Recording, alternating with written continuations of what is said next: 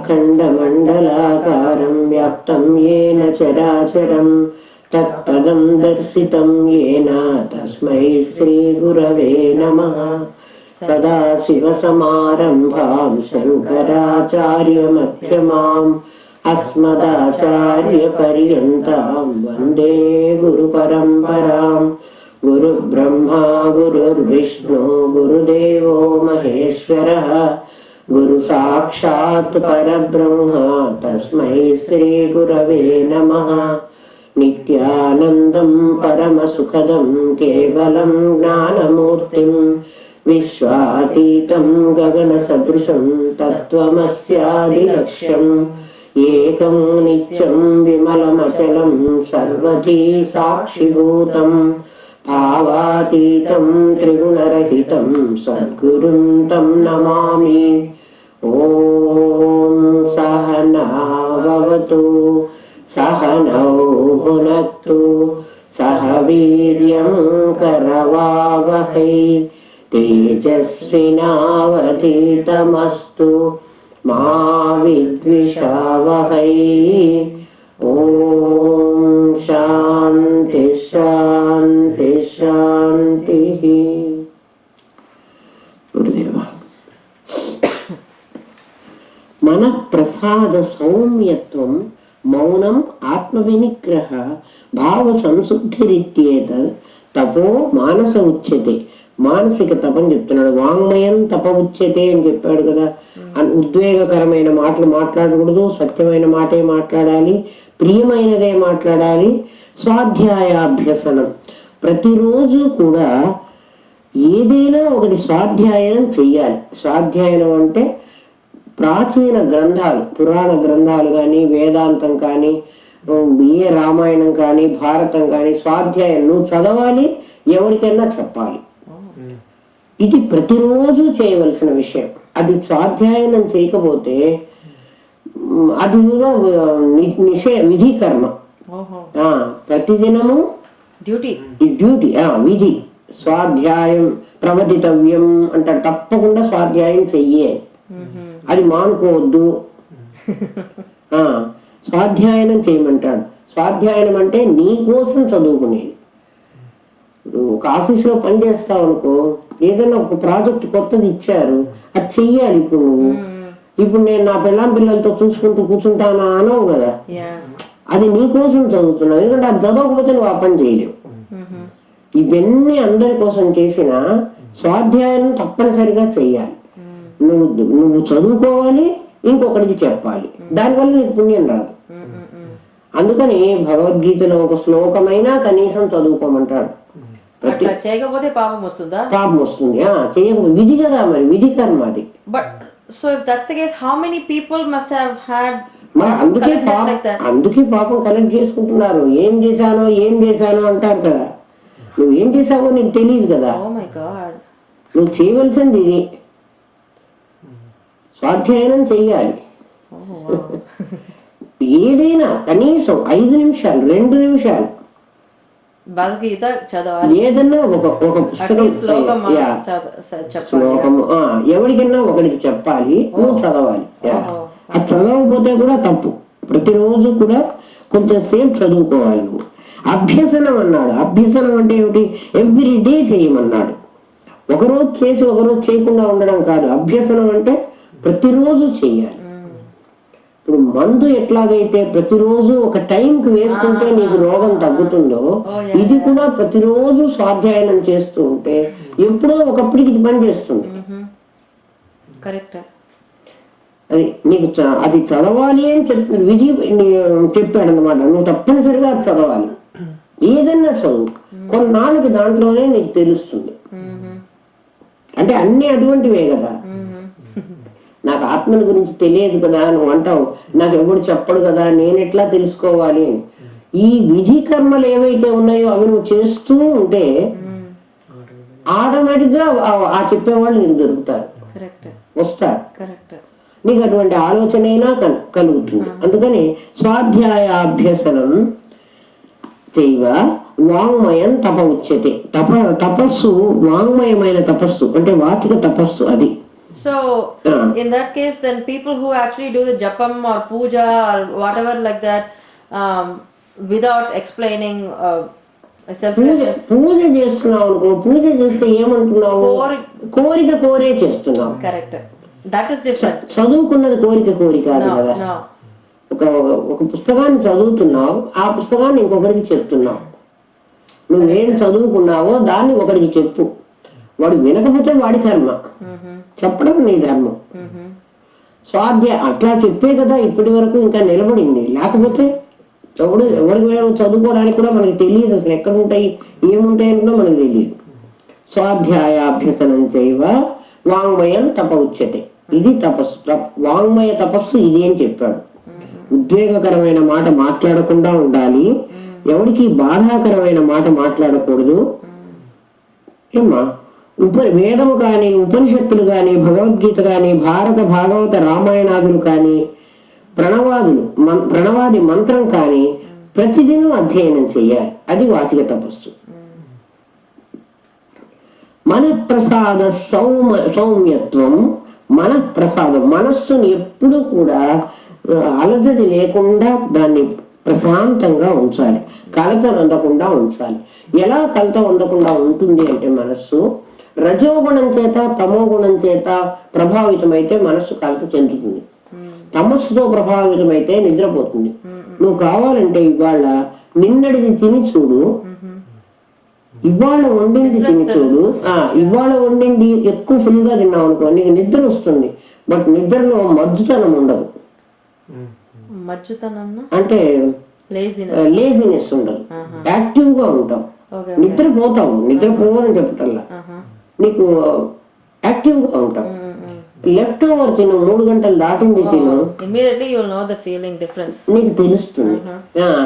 నీ పొట్ట కూడా పాపం రోజు పెట్టావు కాబట్టి అది ఏం అంటలేదు, కానీ ఇది అరిగించలేదు. అంటే జాము గడిచిన ఆహారాన్ని అరిగించడానికి ఇప్పుడు వండిన ఆహారం అరిగించడానికి పొట్టకు చాలా తేడా తెలుస్తుంది. అందుకని తినద్దు అంటాడు. నిన్నటిది మొన్నటిది నువ్వు తినద్దు, కొంచెమే వండుకో, ఇంతే వండుకో, నీకు ఎంత కావాలో అంతే వండుకో, ఈ రోజుకు వండుకో, నిద్ర చేసింది తినవాకు. ఇవాటికి రాత్రికి తినచ్చు, పొద్దున వండుకున్నది రాత్రికి తినచ్చు, అంటే ఈ రోజు ఇంకా నిద్ర చేయలే తినచ్చు. ఏమా, సత్వగుణం రజోగుణంతో ఉన్నప్పుడు మనస్సు చంచలంగానో లేకపోతే తమోగుణ సంపర్కం ఉన్నట్లయితే మత్తుగానో ఉంటుంది. కావున సత్వగుణాన్ని విశుద్ధ సత్వగుణం ఆశ్రయించి మనస్సును నిర్మలంగా ఉంచుకో. ఎలా ఉంచుకోమంటా అంటే చిల్ల గింజ అని ఒక గింజ ఉంటుంది. నీళ్లలో మురికి ఉన్నప్పుడు, నీళ్లలో ఈ వాటర్ ఫిల్టర్లు ఇవన్నీ లేనప్పుడు చిల్ల గింజ అంటారు. మరి దాన్ని మీ టామిల్లో ఏమంటారో నాకు తెలియదు. ఆ గింజని అరగదీసి అదెంత గంధంలాగా వస్తుంది, దాన్ని నీళ్లలో కలిపేస్తారు, మంచి నీళ్ళల్లో, తాగే నీళ్లలో. అసలే నీళ్లు మురికిగా ఉంటాయి, అంటే ఈ రెయిన్ వాటర్ వచ్చినప్పుడు బాగా మురికి ఉంటాయి నీళ్ళు, ప్లస్ ఇది కలపడం వల్ల ఇంకా మురికి అవుతాయి. కొంతసేపటికి ఇదంతా కిందికి సెటిల్ అయిపోతుంది, పైకి తేట నీళ్లు వస్తాయి. సత్వగుణం అలాంటిది అంటాడు. ఆల్రెడీ నీ మనస్సు మురికిగానే ఉంది, ఈ చిల్లగింజను వేయటం వల్ల నీళ్ళు ఎట్లాగైతే అప్పటికి మురికిగా కనపడ్డా అవన్నీ కొంతకాలానికి మురికంతా కిందికి వెళ్ళిపోయి నీళ్లు తేట నీళ్లు వస్తాయో, సత్వాన్ని ఆశ్రయించినప్పుడు రజస్సు తమస్సు అట్లా రాదు. సత్వగుణాన్ని ఆశ్రయించినప్పుడు నీ మనస్సు అట్లా శుద్ధం కావడానికి అవకాశం ఉంది. శుద్ధమైన మనస్సు ఏ విషయాన్నన్నా వెంటనే గ్రహించగలదు. మలినమైనటువంటి మనస్సు విషయాన్ని గ్రహించలేదు. నీకు అగ్రహణము అన్యథాగ్రహణము రెండు దోషాలు ఉన్నాయి నీ దగ్గర. ఉన్న పరమాత్మ ఉన్నట్టు నీకు కనపడకపోవటము, అన్యథాగ్రహణం వేరుగా కనబడుతున్నాడు. తాడుగా కనపడలేదు, తాడు పావుగా కనబడుతోంది. రెండు తప్పులు ఉన్నాయి. అసలు అగ్రహణమే ముందే తప్పు. అంటే నీవు ఉన్న పరమాత్మ ఉన్నట్టు నీకు గోచరించగల, నీ ఇంద్రియాలు కదా తెలియదు. అన్యథాగ్రహణం అంటే ఇంకొకటి ఉన్నట్టుగా చెప్తోంది నీ మనసు. అందుకని కదా జగత్తు ఉన్నది అని చెప్తోంది. జగత్తు నిజంగా లేదు, అది పరమాత్మే, పరమాత్మ కంటే భిన్నంగా లేదు. పరమాత్మ అనేది పరమాత్మగా కనపడకుండా నీకు జగత్తుగా కనబడుతోంది. అంటే ఏమిటి, వెండి వెండిగా కనపడకుండా వినాయకుడుగా లక్ష్మిగా కనపడుతోంది. కనపడితే నీకు దోషం లేదంటున్నాను, నీకు చూడగానే నువ్వు కనపడింది. ఇప్పుడు నీ నిశిత బుద్ధితో ఆలోచిస్తే, అంటే నీ సత్వంలో ఉన్న నీ బుద్ధితో ఆలోచిస్తే ఇక్కడ వినాయకుడైనా లక్ష్మి అయినా ఒకటేను, వెండేను. నువ్వు పూజ చేస్తున్నావు, నువ్వు వినాయకుడికి వినాయకుడి బొమ్మ నీకు దొరికింది, నువ్వు ఇప్పుడు దేవుడికి పూజ చేయాలి. అయ్యో వినాయకుడికి చేస్తున్నాను, నేను లక్ష్మీదేవికి చేస్తే నాకు డబ్బులు వచ్చేవి కదా, వినాయకుడికి చేస్తే నాకు రావు కదా, ఈ ఆలోచన నీకు వచ్చిందనుకో, ఇది అన్యథా గ్రహణం వచ్చిందనుకో, వెంటనే నువ్వేమనుకుంటావు, నేను వినాయకుడు ఆకారంలో ఉన్న వెండికే పూజ చేస్తున్నాను కదా, లక్ష్మీదేవి ఆకారంలో ఉన్న వెండికే పూజ చేస్తున్నాను. ఈ వెండికి అని నీకు ఎప్పుడైతే ఆలోచన వచ్చిందో నీకు వినాయకుడు లక్ష్మి అనే ఆలోచన పోతుంది. నేను పూజ చేసేది దీని రూపంగా వినాయకుడికే చెందుతోంది. ఈ వినాయకుడు నాకు లేడనుకో, నేను ఎక్కడో, నువ్వు ఎక్కడో గుడికి వెళ్ళావు, నీకు అక్కడ వెండి వినాయకుడు లేడు, వెండి లక్ష్మీదేవి లేదు, ఎవ్వరు లేరు. ఆ పురోహితుడు ఏం చేస్తాడు, ఒక్క పలుకు అక్కడ పెట్టి ప్రాణ ప్రతిష్ఠ చేస్తాడు. ఇప్పుడు ఆ ఒక్క వినాయకుడు అవుతుంది, ఆ ఒక్క లక్ష్మీదేవి అవుతుంది కదా. ఒక్క వినాయకుడు కాంగాలేంది, లక్ష్మీదేవి కాంగాలేంది, ఈ బొమ్మ లక్ష్మి కాకుండా ఎట్లా అవుతుంది? ఎందుకంటే నువ్వు చేసేటప్పుడు కూడా పూజ చేస్తున్నావు, యజ్ఞం చేస్తున్నావు, ఇంద్రాయే స్వాహ, ఇంద్రాయే ఇదన్నమమా అంటున్నావు, ఇంద్రుడికి ఇస్తున్నాను. అక్కడ ఇంద్రుడు లేడు, అగ్నిహోత్రుడికి ఇస్తున్నావు. అగ్నిహోత్రుడు పోస్ట్ మ్యాన్, నువ్వేమిచ్చినా తీసుకెళ్లి వాళ్ళకి ఇస్తాడు. ఇదన్నమమ అంటాడు, ఇది నాది కాదు, ఈ రోజు నేను ఇచ్చేసాను, ఇది నాది కాదు అని నువ్వు మంత్రంలో చెబుతున్నావు. ఇది నాది కాదు అంటూ మళ్ళీ నువ్వు దానికి క్లెయిమ్ చేస్తున్నావు. మరి ఇప్పుడు నువ్వు కాదు అన్నమాట నేను కరెక్ట్ గా తీసుకోవాలనా, నువ్వు మళ్ళా నీదేనన్నది నేను తీసుకోవాలా? ఎవరికైనా ఏ దేవుడికైనా నువ్వు ఆగ్నేయంలోనే వేస్తున్నావు. ఇంద్రుడికి వేసావు, చంద్రుడికి వేసావు, సూర్యుడికి వేసావు, అన్నిటికీ ఆగ్నేయహోత్రంలోనే వేసావు. అంటే నీ ఉద్దేశం ఏమిటి? ఇక్కడ వేస్తున్నానే కానీ ఇది ఎవరికి చెందాలి? వాళ్ళకి చెందాలి. వాళ్ళు ఎక్కడున్నారో నాకు తెలియదు.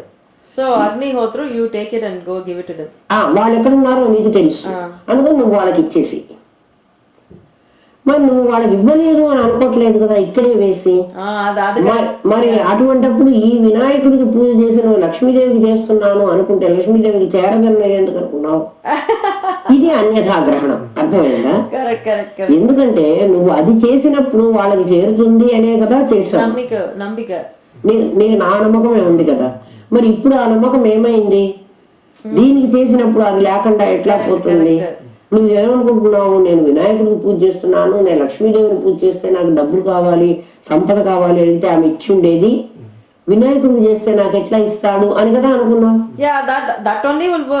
అదే అన్యథా గ్రహణం. నువ్వు ఇస్తున్నది ఎవరికైతే ఉద్దేశించి చెప్పావో వాళ్ళే తీసుకుంటారు, ఆ రూపంగానే భగవంతుడు తీసుకుంటాడు. నువ్వు ఏ రూపంతో ప్రార్థిస్తే ఆ రూపంలోనే వస్తాడు.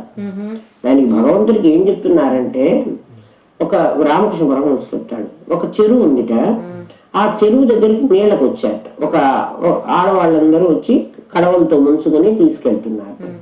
ఏం తీసుకెళ్తున్నారు అని అడిగారు ఎవరు, అమ్మా ఇక్కడి నుంచి ఏం తీసుకెళ్తున్నారు? మేము జలం తీసుకెళ్తున్నాం అన్నారు. ఇంకొక రేవులో ఒక బకెట్లు తీసుకుని క్రిస్టియన్ గౌన్లు వేసుకుని వాళ్ళు క్రిస్టియన్స్, వాళ్ళు బకెట్ తో వాటర్ తీసుకెళ్తున్నారు. ఏం తీసుకెళ్తున్నారు అన్నట్టు, మేము బకెట్ లో వాటర్ తీసుకెళ్తున్నాము అన్నారు. వాళ్ళు కుండలో జలం తీసుకెళ్తున్నారు, వీళ్ళు బకెట్ లో వాటర్ తీసుకెళ్తున్నారు. ఇంకొక ముస్లిం వాడు వచ్చి తోలు ఉంటుంది, దాన్ని ముంచి లెదర్ తో చేస్తాడు, దాన్ని ముంచి దాంతో వాటర్ తీసుకుని వాడు గుర్రం ఎక్కి వెళ్తున్నాడు. నువ్వేం తీసుకెళ్తున్నావు అని అడిగాట. నేను పానీ తీసుకెళ్తున్నాను అన్నట్టు. అంటే నువ్వు పానీ తీసుకెళ్తున్నావు, వాడు వాటర్ తీసుకెళ్తున్నాడు, వీడు జలం తీసుకెళ్తున్నాడు. ఈ మూడు వేరే వేరే పేర్లు, కానీ తీసుకెళ్లిన వస్తువు మాత్రం ఒకటి. మరి అటువంటప్పుడు వాడు వేరే వేరే పేర్లతో పిలిచినప్పుడు ఆ నీళ్లే అయినప్పుడు ఒక చెరువులో నీళ్ళే తీసుకెళ్తున్నారు. అయితే వీడు పానీ అనే తీసుకెళ్తున్నాడు, వాడు వాటర్ అనే తీసుకెళ్తున్నాడు, వీడు జలం అనే తీసుకెళ్తున్నాడు. ఒకే వస్తువుని వాడు వేరే వేరే పేర్లు పెట్టుకున్నాడు.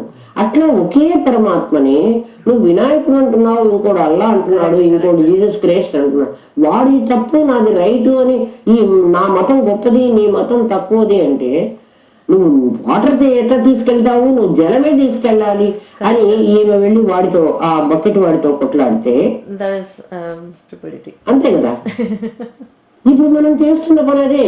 మా హిందువులు చాలా ఎక్కువ, మీ ముస్లింలు చాలా తక్కువ, జిహాద్ అని మొత్తం అందరినీ హిందువులందరినీ చంపేయాలి, ముస్లింలు మాత్రమే బతకాలి. ఇవన్నీ ఏమిటి? మతం పేరుతో పోట్లాడుకుంటున్నారు. వీళ్ళకి నిజంగా మతం తెలియదు. ఎప్పుడో రామకృష్ణ పరమహంస చెప్పాడు ఈ మాట. వీళ్ళు ఇప్పుడు కొట్టుకుంటున్నారు. మరి ఈ మత పెద్దలందరూ కూర్చుని నిజంగా ఒకే పరమాత్మ కదా, వాడు హిందూ అనుకున్నా, వాడు ముస్లిం అనుకున్నా, ఎవడనుకున్నా వాడు అల్లా అని పేరు పెట్టుకున్నాడు. నేను పానీ అని పెట్టుకున్నట్టు వాడు అల్లా అని పెట్టుకున్నాడు. వీడు వాటర్ అని పెట్టుకున్నాడు, వాడు జీసస్ క్రైస్ట్ అంటున్నాడు. అనుకోని వాడి ఇష్టం. వీడు ఇంకొక దేవుడు అని పేరు పెట్టుకుని పూజ చేసుకుంటున్నాడు. చేసుకొని ఎవడు లేనివాడు అగ్నికి పూజ చేస్తున్నాడు. ఇంకొకటి ఎవడో సూర్యుడికి పూజ చేస్తున్నాడు మన పాతకాలంలో. మరి మనం అంతా సూర్యుడిని పూజిస్తే వాళ్ళంతా చంద్రుడిని పూజించారు. చంద్రుడే వాళ్ళకి ఆ రోజుల్లో చంద్రుడే కనిపించేవాడు ఆ ఎడార్లలో. అందుకని చంద్రుడిని మొదలు పెట్టుకుని వాళ్ళు మంత్ స్టార్ట్ చేసుకున్నారు. మరి మనం కూడా చాంద్రమానం అని చంద్రుడి మొత్తం మొదలు పెట్టాం కదా. కొందరు సౌరమానం అనే సూర్యుడితో మొదలు పెడితే, కొంతమంది చంద్రుడితో మొదలు పెట్టారు. మరి హిందువుల్లోనే వాళ్ళు వేరు కదా. మరి మనం కొట్టుకు చావట్లేదే. అంటే మతం పేరుతో నిజమైన దేవుడు ఎవరో తెలియక మనుషులు కొట్లాడుకుంటున్నారు. దానికి కారణం ఏమిటంటే మనస్సు సత్వంలో లేకపోబట్టి, మనస్సు రజస్సుతో తమస్సుతో చేరిపోయింది. దానివల్ల ఏమైంది? అగ్రహణం వచ్చింది, అన్యథా గ్రహణం వచ్చింది. ఒకే పరమాత్మకి చెందుతోంది. నువ్వు ప్రేయర్ చేసినా, నువ్వు పూజ చేసినా, ఏం చేసినా కూడా ఒకే భగవంతుడికి చెందుతోంది. వాళ్ళు ఏమంటారు? మీరు తూర్పుకు తిరిగి దండం పెడతారు, వాళ్ళు తూర్పుకు తిరగరు. మీరు తూర్పుకు తిరిగి దండం పెడతారు, మీకు అన్ని తూర్పే కరెక్ట్ అనుకుంటారు, వాళ్ళు పడమటికి తిరిగి దండం పెడతారు. ఏదైనా ఒకటే కదా. ఏదో ఒక దిక్కు. అసలు దిక్కులే లేవు. నువ్వు ఉన్న చోటు నుంచి సూర్యుడిని చూసుకున్నావు కాబట్టి సూర్యుడు ఉదయిస్తున్న దిక్కు తూర్పు దిక్కని, సూర్యుడు అస్తమిస్తున్న దిక్కు పశ్చిమ దిక్కని అంటున్నావు. ఇప్పుడు నువ్వు ఇండియా నుంచి ఇక్కడికి వచ్చావు. ఇవన్నీ పాశ్చాత్య దేశాలు, అవి ప్రాచ్య దేశాలు, వాటికి పేరు. నువ్వు అక్కడి నుంచి వెస్ట్ కి బాంబే వచ్చి, బాంబే నుంచి లండన్ వచ్చి, లండన్ నుంచి వచ్చావు అనుకో, నువ్వు వెస్ట్ కి వస్తున్నట్టు. నువ్వు బాంబే వెళ్ళి, బాంబే నుంచి ఫ్రాంక్ఫర్ట్ వెళ్ళి, ఫ్రాంక్ఫర్ట్ నుంచి ఇటు వచ్చావు అనుకో, నువ్వు వెస్ట్ కి వస్తున్నట్టు. నువ్వు సింగపూర్ వెళ్ళి నువ్వు ఇట్లా తిరిగి నువ్వు ఈస్ట్ కి వస్తున్నట్టు. నువ్వు మరి ఈస్ట్ కి వెళ్తున్నావా, ట్రావెల్ చేస్తున్నావా, వెస్ట్ కి ట్రావెల్ చేస్తున్నావా? నువ్వు ఆలోచించు. రెండు ఒకటే. నీకు అది అర్థం కావటం లేదు. దాంతో ఏమవుతున్నావు? అదే మత మౌఢ్యం అంటే, మూఢాచారం అని. నీకు ఆలోచన శక్తి ఉండి నువ్వు ఆలోచించుకోలేకపోతున్నావు. గుడ్డిగా నమ్ముతున్నావు. ఈ శుక్రవారం అయితే నా పశ్చాద్భాను శుక్రస్య, శుక్రవారం నాడు పడమటికి పోకూడదు. ఆ వారాల్లో నువ్వు ఏ దిక్కుకు ఎప్పుడు పోవాలో కూడా శాస్త్రం చెప్పింది. ఓహో, ఎందుకు? ఇట్లా మూఢంగా ఉన్న వాళ్ళకి, ఇట్లాంటి వాళ్ళకి అటు వెళితే నువ్వు పని కాదు అని. నా సూర్యే శని నా పూర్వే శని సోమేచ. శనివారం సోమవారం నా పూర్వే, తూర్పుకు పోకూడదు, ఈస్ట్. నా గురువు దక్షిణే తథ, గురువారం నాడు దక్షిణానికి పోకూడదు. నా పశ్చాత్ భాను శుక్రశ్చ, శుక్రవారం ఆదివారం పడమటికి పోకూడదు. నా ఉత్తరే బుధమంగళం, బుధవారం మంగళవారం ఉత్తరానికి పోకూడదు. వేరే వారాల్లో వెళ్ళచ్చు. వారసులు అంటారు. అప్పుడు వెళ్తే నీకు ఆ పని సరిగా జరగదు, అది ప్రవాహానికి ఎదురు వెళుతున్నట్టు నువ్వు అని. ఇది కూడా శాస్త్రమే చెప్పింది. అసలు దిక్కులే లేని వాడికి నీకు దిక్కు ఎక్కడ ఉంటుంది? అంటే ఆ లెవెల్కి వచ్చిన వాడికి కాదు అని అర్థం. Okay, correct. That's what I was about to ask you. But ఆ లెవెల్ కు వచ్చే వాడికి శాస్త్రం ఏం లేదు. శాస్త్రం ఏమి లేదు, ఆలోచించుకుంటే ఆ శాస్త్రం నీకు పనిచేయదు. నేను వెళ్తున్నది ఆ దిక్కులే లేని చోటు వైపు కదా వెళ్తున్నాను, Correct. ఒక దిక్కులో నుంచి వెళ్ళటం లేదు. కరెక్ట్. నేనున్న చోటు నుంచి తూర్పు అని పడమరని నేను వేసుకున్నాను కానీ యథార్థంగా నాకు తూర్పు పడమరలు లేవు. అది తెలిసిన వాడికి తూర్పు పడమరలు ఏం చెయ్యవు. అది తెలియని వాడికి నిజంగానే వాడికి అపకారం చేస్తుంది. కాబట్టి నీ మనస్సు మీద ఆధారపడింది, అగ్రహణమా అన్యథాగ్రహణమా, నువ్వేం చేస్తున్నావు. So it doesn't have anything to do with people who already have samadhi, who have already got samadhi, or people who have already got. నువ్వు సమాధి వస్తే సమాధిలాగే ఉండు, ఇంకా మిగిలినవన్నీ వదిలేయి. Okay. అవి చేయకుండా ఉండి నువ్వు సమాధి వచ్చింది కదా ఇవన్నీ లేదంటే తప్పు. నీకు సమాధి వచ్చింది కరెక్టే, ఈ పంచకోశాలు కాదు, ఈ 5 కోశాలు కూడా నేను వేసుకున్నటువంటి లేయర్స్ కదా.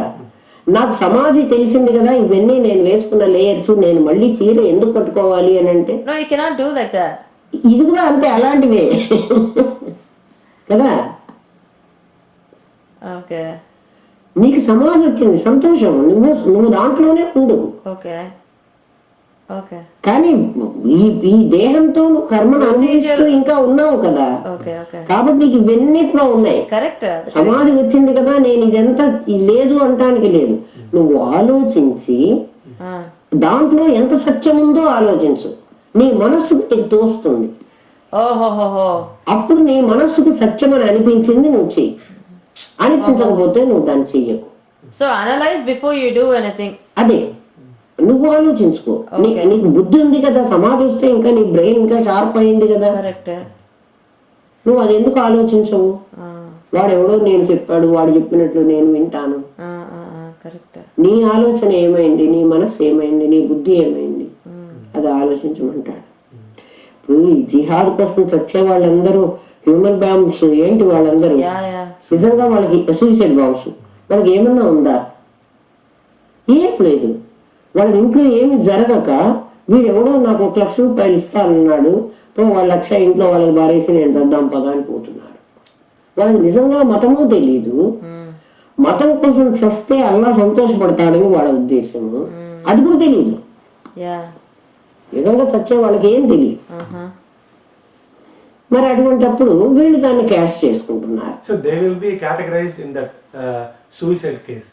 ఎవరు like whoever is suicide bombers, right? When they come and bomb, when they self destruct, they destroy themselves, right? Now because they are destroying themselves, because they can never go to the swargam nargam, so they will have to వాళ్ళు ఇక్కడ ఉండవలసిందే. వాళ్ళు ఎట్లా స్వర్గం నరకం పోతారు? దేవుడు చావమని చెప్పాడా? దేవుడు మతం కోసం చావమని చెప్పాడా? చెప్పలేదు కదా. వీళ్ళు అట్లా వాళ్ళు ఉపయోగించుకుంటున్నారు వాళ్ళ వీక్నెస్ ని. వాళ్ళ వీక్నెస్ ఏంటంటే వాళ్ళకి పావర్టీ. ఆ వీక్నెస్ ని వాడికి 1 లక్ష రూపాయలు నీకు ఇస్తానరా, వీడేం డబ్బు సంపాదించలేడు, వీడికి ఉద్యోగం లేదు, వీడికి చదువు రాలేదు, వీడికి పెళ్ళాం పిల్లల్ని పోషించలేడు, వీడికి ఏదో సంథింగ్ వీడికి ప్రాబ్లం ఉంది, వీడేం చేస్తాడు, నేను బతుకున్నంత కాలంలో 1 లక్ష సంపాదించలేను, వీడెవడో నాకు 1 లక్ష ఇస్తానంటున్నాడు, ఈ 1 లక్ష తీసుకెళ్లి ఆ పెళ్ళాం పిల్లలు మొహాన పడేస్తే వాళ్ళు ఏదో బతుకుతారు. నేను ఊరికే తెచ్చేవాడిని వాళ్ళ దగ్గరికి వెళ్ళి చేస్తే వాళ్ళకి 1 లక్ష రూపాయలు వస్తాయి కదా, అందుకని వాళ్ళు వస్తున్నారు. నిజంగా మావోయిస్టులు కూడా అంతేమ్మా. నిజంగా వాళ్ళకి సొసైటీ మీద ద్వేషం కానీ, సొసైటీలో ఈ గొప్ప వాళ్ళందరినీ తక్కువ చేయాలని కానీ నిజంగా కమ్యూనిస్ట్ సిద్ధాంతం వాళ్ళకి అర్థమై కాదు. వాళ్ళకి ఇక్కడ ఏం పని లేదు, వాళ్ళు అక్కడ పనికి తీసుకుంటున్నారు, దానికి తగ్గ ప్రతిఫలం ఏదో ఇస్తున్నారు, వాళ్ళ ప్రాణం అనేది వాళ్ళకి ఇంకా లెక్క లేకుండా పోయింది. ఎందుకు ఈ ప్రపంచంలోకి వచ్చామని వాళ్ళకి తెలియదు. వీళ్ళు మతం పేరుతో వీళ్ళు ఈ విధంగా చేస్తున్నారు, వాళ్ళు ఆర్థికంగా దెబ్బతిని వాళ్ళు ఆ విధంగా ప్రవర్తిస్తున్నారు.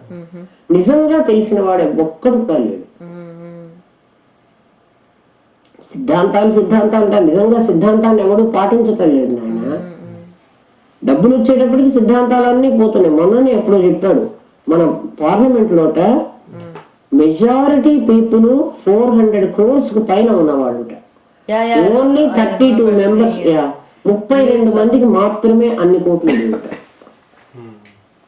400 crores. பார்லிமெண்ட்ல అబౌవ్ 400 crores நியூஸ்ல அன்னைக்கு வந்தது ఒక్కొక్కడి ఆస్తి. అన్యాయం. వాళ్ళు పార్లమెంట్ లో 2004 లో ఎంటర్ అయినప్పుడు 1 crore 70 lakhs అని వాళ్ళు డిక్లేర్ చేశారు. ఇప్పుడు వాళ్ళ ఆస్తుల విలువలు 400 crores అబౌవ్. మన పార్లమెంట్ అంతా లక్ష్మీపుత్రులేను కోటీశ్వరులతో ఉన్నది పార్లమెంట్. నిజంగా భారతదేశం అంటే నిజంగా ఇష్టం ఉన్నవాడు ఈ మొత్తం డబ్బు బయటికి తీసుకొచ్చి భారతదేశంలో కనుక ఖర్చు పెడితే అసలు అమెరికాను మించిపోతుంది ఇండియా, ఎప్పుడూ బాగుపడుతుంది. వాడు సర్వీస్ లోకి చేరాడంటే ఉద్యోగం వచ్చే వరకే వాడు వినయంగా విధేయతగా ఉంటున్నాడు. తర్వాత ఏం చేస్తున్నాడు, నేను ₹1,00,000 ఖర్చు పెట్టి ఈ జాబ్ సంపాదించుకున్నాను, ఈ 1,00,000 ఎప్పుడెప్పుడు సంపాదించుకోవాలి, ఎప్పుడు దేశం బాగుపడుతుందమ్మా. ఒక్కొక్కరి దగ్గర ఎంతంత గోల్డ్ ఉంది, ఆ గోల్డ్ ఆ వెల్త్ అంతా బయటికి తీస్తే పావర్టీ అసలు ఎక్కడ ఉంటుంది. ఇండియాలో మనుషులు కష్టపడడానికి రెడీ ఉన్నారు, కానీ మరి ఈ వేరే బ్యాంకుల్లో దాచుకునే డబ్బంతా మరి ఎక్కడి నుంచి వస్తుంది. ఏ కంట్రీ అయినా పూర్ కంట్రీ అవుతుంది. మన ఇంట్లోనే ఆ అన్నం వండుకుని మనం అందరం అన్నం తింటే ఆ బియ్యం ఎన్ని రోజులైనా వస్తాయి. నేను ఒక 2 కేజీలు, నువ్వు ఒక 2 కేజీలు, వాడు ఒక 2 కేజీలు తీసుకుని అమ్మేసుకొని అసలు బియ్యం లేవు అంటే ఎక్కడ ఉంటాయి కదా. నీకు తెలియకుండా నేను తింటున్నాను, నాకు తెలియకుండా వీడు తింటున్నాడు, వీడికి తెలియకుండా వాడు తింటున్నాడు. ఇంకా అక్కడ ఉండమంటే ఎట్లా వస్తుంది ఆలోచించు. అగ్రహణము అన్యదా అగ్రహణం. అందుకని వీళ్ళకి మానసికంగా ప్రతి ఒక్కడికి పాఠం నేర్చుకోవాలి. ఈ ప్రపంచంలోకి నేను వస్తూ ఏం తీసుకొచ్చాను, నేను మళ్ళీ ఏం తీసుకుపోతాను. ఇక్కడ ఉన్ననాళ్ళు వాడుకోమని నన్ను ఇక్కడికి పంపించారు. ఒక హోటల్లో దిగుతున్నావు నువ్వు, నీకు హోటల్లో బెడ్ ఇస్తున్నాడు, వాడు టేబుల్ ఇస్తున్నాడు, సోఫా కౌచులు ఇస్తున్నాడు కదా, కప్పుకోవడానికి కంఫర్టర్లు ఇస్తున్నాడు. ఆ హోటల్లో ఉన్నంత కాలము నువ్వు ఇవన్నీ అనుభవించవచ్చు. నువ్వు 1 రోజు ఉంటావో, 2 రోజులు ఉంటావో, 3 రోజులు ఉంటావో, నీ ఇష్టం. అందుకోసం గాను కొంత డబ్బును వాడు చెల్లించమంటున్నాడు. నువ్వు ఆల్రెడీ చెల్లించి వచ్చావు ఇక్కడికి, నీ ప్రారంభ కర్మ ముందు ఇచ్చి కదా వచ్చావు. ఇక్కడికి వచ్చి ఈ సుఖాలన్నీ నేను అనుభవించడం కోసమే నీకు ఇవన్నీ పెట్టానరా, నువ్వు అనుభవించంటున్నాడు. నీకు ప్రారంభంలో అంటే నేను దిగేది స్టార్ హోటల్లో దిగాను అనుకో, స్టార్ ఫెసిలిటీసే ఉంటున్నాయి. నేను ఒక చిన్న హోటల్లో దిగాను అనుకో, ఎందుకు చిన్న హోటల్లో దిగావు అంటే మరి నాకు అంత డబ్బులే ఉన్నాయి. నీ ప్రారంభం ఎంత ఉంటే అక్కడే పుడుతున్నావు. వెళ్ళేటప్పుడు నువ్వు హోటల్ రూమ్ ఖాళీ చేస్తాను అనగానే వాడు వచ్చి ముందు ఇవన్నీ చెక్ చేసుకుంటాడు, ఇవన్నీ ఉన్నాయా లేవా. అందులో ఏ ఒక్క వస్తువు లేకపోయినా నువ్వు కట్టిన నీ సంచితం ఉంది కదా, అసలు నువ్వు తీసుకుపోవడానికి లేదు. వాడి దగ్గర నన్ను మోసం చేసి తీసుకుపోవచ్చు, ఇక్కడ నువ్వు ఏం తీసుకుపోవాలి. ప్రతి ఒక్కరు అట్లా ఆలోచించాడు అనుకో, ఇక్కడ ఉండగా నేను అనుభవించడానికి, నేను తీసుకుపోవడానికి లేదు, నేను వస్తువు తేలేదు, నేను తీసుకుపోవడానికి వీల్లేదు. ఇక్కడ ఉన్న వాళ్ళు అనుభవించమంటే నాకు బాధ ఎందుకు, నేను ఎందుకు దాచిపెట్టుకోవాలనుకుంటున్నాను. ఆ భావన ప్రతి ఒక్కడికి పోయిందనుకో దేశం ఆటోమేటిక్ గా బాగుపడుతుంది. అందుకని సత్వంలో ఉండమంటాడు. సత్వాత్ సంజాయతే జ్ఞానం. సత్వం వల్ల నీకు జ్ఞానోదయం అవుతుంది. ఏం జ్ఞానం కలుగుతుంది, ఇవన్నీ కూడా సత్యమైనవి కావు, సత్యమైనది ఇంకేదో పదార్థం ఉంది, అదేందో మనకు తెలియదు కదా.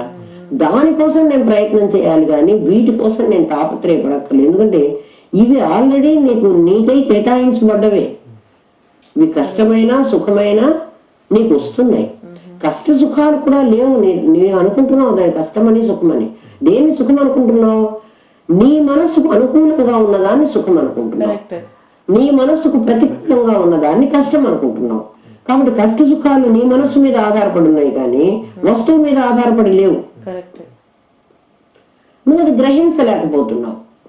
అర్థమైందా? సత్వంలో ఉంటే నువ్వు అది గ్రహిస్తావు. సత్వగుణం వల్ల నాకేమిటి లాభం అంటే, చిల్లగింజని నీళ్లలో వేసినప్పుడు ఎలాగైతే దాంట్లో ఉన్న మాలిన్యాన్ని తీసేసి శుద్ధమైన నీరు నీకు పై ఉంటుందో కొంతసేపటికి, అట్లా సత్వంలో ఉన్న మనస్సు మాలిన్యమైనటువంటి నీ అగ్రహణమైన స్థితిని పోగొట్టి నీ అన్యథాగ్రహణాన్ని మార్పించి శుద్ధంలో నిలబడుతుంది. తర్వాత ఇది కూడా తీసేయాలి, ఎందుకంటే ఆ అడుక్కు సెట్ అయినటువంటి దాన్ని కూడా నువ్వు తీసేయాలి కదా. తర్వాత సత్వం తీసేయమంటాడు. కానీ ముందు రజస్సుని తమస్సును పోగొట్టడానికి నువ్వు సత్వగుణాన్ని ఆశ్రయించు. ఇంకా నేనేం చేయమంటున్నాడంటే ఇది మన ప్రసాదం అన్నమాట. మానసిక తపస్సు ఇట్టి మన ప్రసాదము స్వీకరించిన వాడు మరలా బంధమును పొందడు. సౌమ్యత్వం అంతఃకరణ వృత్తి సామాన్యముగా ముఖమునందు ప్రతిబింబిస్తూ ఉంటుంది. నీకు కోపం వచ్చినా, నీకు ద్వేషం వచ్చినా, నీకు ఆనందం కలిగినా నీ ముఖం ఫేస్ ఇండికేట్ చేస్తుంది అన్నమాట. నీ ఫేస్ ముఖము సౌమ్యముగా వికాసముగా ఉండొచ్చు. దాన్ని బట్టి చిత్తవృత్తి కూడా మనకు తెలుస్తోంది. నీ చిత్తవృత్తి ఎలా ఉంది. చిత్తవృత్తి అంటే ఏమంటాడంటే ఒక వస్తువును చూసినప్పుడు నీ బుద్ధి తదాకారం పొందుతుంది. బుద్ధికి అన్ని ఆకారాలు పొందే శక్తి ఉంది, ఒక్క పరమాత్మ ఆకారం పొందలేదు. ఎందుకని అంటే పరమాత్మకు ఆకారమే లేదు, అందుకని బుద్ధి పొందలేకుండా ఉంది. వాడికి కూడా ఒక ఆకారం ఉంది అనుకో, బుద్ధి ఆటోమేటిక్ గా పొందుతుంది. ఇప్పుడు పరమాత్మగా ఆకారం ఎట్లా పొందుతోంది బుద్ధి చూడు. ఒక్కొక్కసారి నువ్వు భక్తి పారవస్యంలో నువ్వు వినాయకుడికి భజన చేస్తూ ఉంటావు. కొంతసేపటికి నీకు కళ్ళల్లో లోపల ఒక వినాయకుడు కనపడతాడు. మరి నీ లోపలికి వినాయకుడు ఎట్లా వచ్చాడు? నీ బుద్ధి వినాయకుడు ఆకారం పొందింది, ఎందుకంటే నువ్వు వినాయకుడు పూజ చేస్తున్నావు కాబట్టి వినాయకుడు ఆకారం పొందింది. ఈ వినాయకుడే దేవుడు అనుకుంటున్నావు, నాకు దేవుడు సాక్షాత్కరించాడు అనుకుంటున్నావు కదా. నువ్వు ఆంజనేయ స్వామి భక్తుడు అనుకో, నీకు ఆంజనేయుడే కనపడతాడు, ఎందుకంటే బుద్ధి తదాకారం పొందుతోంది.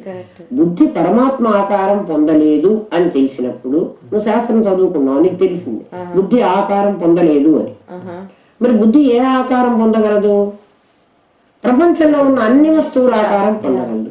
ఇప్పుడు బుద్ధి ఆంజనేయ స్వామి ఆకారం పొందింది అంటే కాబట్టి నీ బుద్ధి ఈ ప్రపంచంలో వస్తువునే పొందింది కదా. ప్రపంచ అతీతమైన పరమాత్మ ఆకారం పొందలేదు. మరి నాకు సమాధిలో ఏం తెలుస్తోంది? బుద్ధి అనేటువంటి దాని మీద పరమాత్మ యొక్క ప్రతిబింబం పడుతూ ఉంటుంది, ఎప్పుడూ పడుతూ ఉంటుంది. పరమాత్మ ప్రతిబింబం మనోదర్పణం మీద, బుద్ధి అనే విజ్ఞానమయ కోశం మీద ఈక్వల్ గా పడుతుంది. దీనికి ఆ మాలిన్యం అంటుకుంది కాబట్టి కర్మ ఇద్దరికి ఉంది, వాడికి సంచిత కర్మ ఉంది, వీడికి ప్రారంభ కర్మ ఉంది. మాలిన్యం అంటుకుంది కాబట్టి ఈ అర్థం క్లియర్ గా ఉండదు. దీని మీద పడ్డ బొమ్మ క్లారిటీ ఉండదు. బొమ్మ ఏమిటి? కేవలం కాంతి, జ్యోతి స్వరూపమే. జ్యోతి అంటే మళ్ళా లైటు క్యాండిల్ అనుకోవద్దు, వెలుగు. అది పరమాత్మ వెలుగు. అద్దం మీద పడి అద్దం ప్రతిబింబిస్తోంది, బుద్ధి మీద పడి బుద్ధి కూడా ప్రతిబింబిస్తోంది. బుద్ధి ప్రతినిత్యము కూడా అనేక వస్తువుల ఆకారం పొందుతోంది. నేను ఇప్పుడు కళ్ళజోడు చూపిస్తే నీ బుద్ధి కళ్ళజోడు ఆకారం పొందింది. నీ మనసులో నీకు ఒక కళ్ళజోడు కనపడుతుంది, నా కళ్ళజోడు నా దగ్గరే ఉంది. దాన్నే జీవ సృష్టి అంటున్నా. ఇది ఈశ్వర సృష్టి. ఈశ్వర సృష్టి నన్ను వదిలిపెట్టిపోవడానికి నాకేం బాధ లేదు. జీవ సృష్టి నన్ను వదిలిపెట్టి పోదు. ఇది నా చేతిలో నుంచి కింద పడితే ఇది విరిగిపోతుంది, కానీ జీవ సృష్టిలో ఉన్నది విరగదు. అదే కదా నేను బాధిస్తాను. ఇప్పుడు నీ పెళ్లి రోజునే ఒక బాలాజీ బొమ్మని నీ దాంట్లో వేసేసుకున్నావు, నీ బుద్ధి తదాకారం పొందింది. నీకు కొడుకు పుట్టిన రోజునే నీ కొడుకు ఆకారం పొందేసింది నా బుద్ధి. పొంది ఏం చేసింది? బుద్ధి ఒకసారి ఒక ఆకారమే పొందగలదు. నా కొడుకు ఆకారం పొందింది, వాడిని తీసుకెళ్లి సూక్ష్మీకరించుకొని చిత్తసాగరంలో దాచిపెట్టుకుంది. తిరిగి మళ్ళీ బయటకు వచ్చింది, ఇప్పుడు ఇంకొక ఆకారం పొందుతుంది. నేను ఎప్పుడు కావాలంటే అప్పుడు ఆ చిన్న బేబీ రూపాన్ని తీసుకొస్తుంది, అది బయటికి. అట్లా అన్ని ఆకారాలు బుద్ధి పొందగలదు. నువ్వు మౌనంగా కూర్చుని నువ్వు మెడిటేషన్ చేస్తూ ఉంటే, ధ్యానం చేస్తున్నావు. ఏమి ధ్యానం చేస్తావు? ఏ ధ్యానం చెయ్యవు. ప్రాపంచిక విషయాలు బుద్ధి చిత్తవృత్తి కాకుండా నువ్వు కాపాడుకుంటున్నావు. తలుపులన్నీ మూసేసి బయటి విషయాకారం నీ బుద్ధి పొందకుండా నువ్వు చూసుకుంటున్నావు కదా. అలా చూసుకుంటున్నప్పుడు నీ బుద్ధి ప్రశాంతంగా ఉంది, సత్వంలో ఉంది కదా, ప్రశాంతంగా ఉంది. ఆ బుద్ధిలో పడేటువంటి ప్రతిబింబం పరమాత్మ యొక్క తత్ప్రతిబింబం అలాగే పడుతోంది. ఆ ప్రతిబింబాన్ని నువ్వు దర్శించగలిగిన స్థితి వస్తుంది. అంటే ఏమిటి? బుద్ధి ఒక ఆకారం పొందితే ఆ ఆకారాన్ని నేను అని అనుకుంటున్నావు. బుద్ధి ఇప్పుడు ఆకారమే పొందలేదు, నీ ఆకారమే నీకు కనబడుతోంది. అది నేను అన్న భావనే నీకు సమాధి. నీకు అర్థమైంది కదా? లేకపోతే ఇది ఆకారం పొందుతుంది. ఏ ఆకారం పొందుతుందో ఆ ఆకారంగా నీకు కనపడుతోంది. ప్రతిరోజు దానికి అది అలవాటు. నువ్వు సాత్వికంగా కూర్చోబెట్టి, మౌనంగా కూర్చోబెట్టి దానికి ఆకారం పొందే అవకాశం లేకుండా చేస్తే మెడిటేషన్ అదే. అహం బ్రహ్మాస్మి అంటే సమాధి వస్తుందా అంటే అందుకే వస్తోంది. సమాధి రావటం లేదు, నువ్వు అంతర్ముఖం అవుతున్నావు. నువ్వు అంతర్ముఖం అయిన నీకు ఆకారం పొందినటువంటి బుద్ధి దాని ఎందుకు పరమాత్మ ప్రతిబింబించాడు కాబట్టి ఏం పడలేదు అందా? అది బాగా రాలేదా? No. You are turning this side majority of the time. I'm keeping the camera here, right? So it is turning this side and showing you sideways. Yeah. That's okay. Adjust this. ఏమవుతోంది? ఆ ఆకారం పొందనటువంటి చైతన్యంలో అదే బుద్ధిలో పరమాత్మ ప్రతిబింబం as it is పడుతోంది. ఆ పరమాత్మ ప్రతిబింబాన్ని నేనేనని చూడగలుగుతున్నావు. ఎక్కడి నుంచి చూడగలుగుతున్నావు? నీ మనోదర్పణంలోంచి చూడగలుగుతున్నావు. అంటే అప్పుడు మనస్సు కూడా ఏ బయటికి వెళ్ళలేదు. అందుకని సమాధిలో, ధ్యానంలో నువ్వు మనస్సును బయటికి పోకుండా అలవాటు చేసావు. మౌనంగా కూర్చుని విషయాలన్నీ నీకు తెలియకుండా చేసి, కళ్ళు తెరిస్తే కన్ను బయట ఏం కనపడుతుందో కనపడిన వస్తువు ఆకారం నా బుద్ధి పొందేస్తుంది కాబట్టి దానికి అది అలవాటు కదా. అందుకని నేను కళ్ళు మూసుకున్నాను. ఒకసారి నేనెవరో నాకు తెలిస్తే ఇంకా నాకు తెలియవలసిన అవసరం లేదు. ఎందుకంటే ఒకసారి తెలిస్తే అది నేనే. నాకు ఆ నమ్మకాన్ని నేను పెంచుకోవాలి కదా.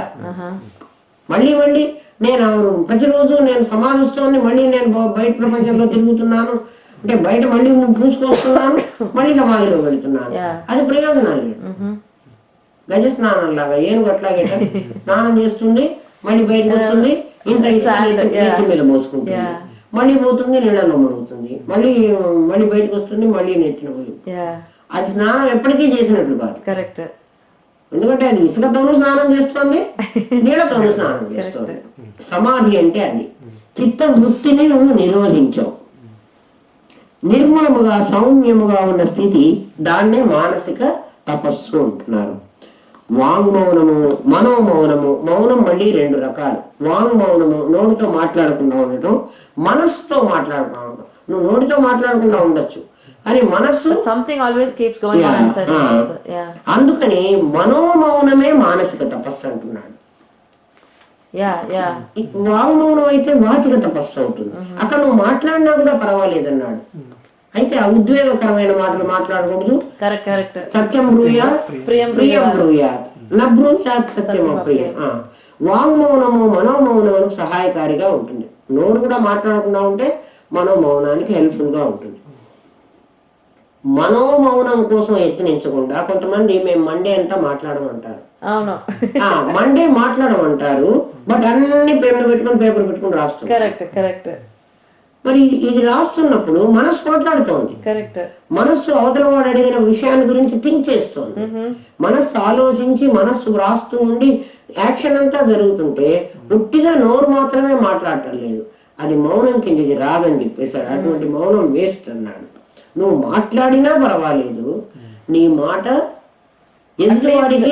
ఎదుటివాడికి బాధ కలిగించకూడదు, నీకు ఉద్వేగం కలిగించకూడదు. అది మనోవృత్తుల నిశ్చలత్వము, దృశ్య సంకల్ప రాహిత్యము. దృశ్య సంకల్పం కనిపిస్తున్నటువంటి సంకల్పాన్ని ప్రకారం నీ మనసు దృశ్యాన్ని చూపిస్తోంది నీకు. ఆ దృశ్యాన్ని నీ మనసు నీకు చూపించకుండా ఉండాలి. అది నువ్వు మౌనం పాటించడం అంటే.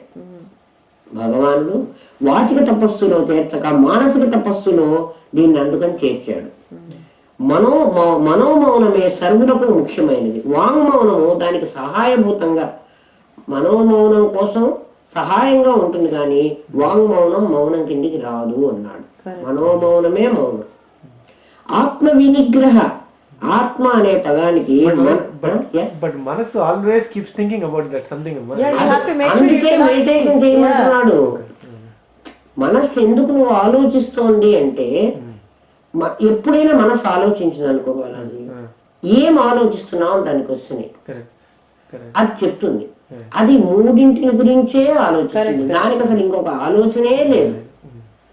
ఎందుకు అంటే మనస్సు పని ఏమిటంటే జనరల్ గా కూడా మనస్సుకు ఒక 2 పనులు ఉన్నాయి. ఒకటి ఏంటంటే ఏ ఇంద్రియం ద్వారానన్నా బయటకు వెళ్ళటం. కన్ను ద్వారా బయటకు వెళ్ళింది అనుకో, చూపు అనే దాన్ని చూసి ఆ విషయాన్ని లోపలికి తీసుకొస్తుంది. చెవి ద్వారా బయటకు వెళ్ళింది అనుకో, ఆ బయట ఉన్న శబ్దాన్ని లోపలికి తెస్తుంది, దాని తాలూకు విషయాన్ని బుద్ధికి అందించేస్తుంది. మనస్సుకి ఏ పని లేదు, బుద్ధి చూసుకుంటుంది, అన్ని చూసి తీసుకురావడమే దీనికి పని. అట్లాగే నాలుక ద్వారా రుచికి బయటకు వస్తుంది. మనస్సు 5 ఇంద్రియాల ద్వారా 5 విషయాల మీదకి వెళుతోంది, వెళ్ళి ఆ విషయాన్ని తీసుకొని లోపలికి వస్తుంది.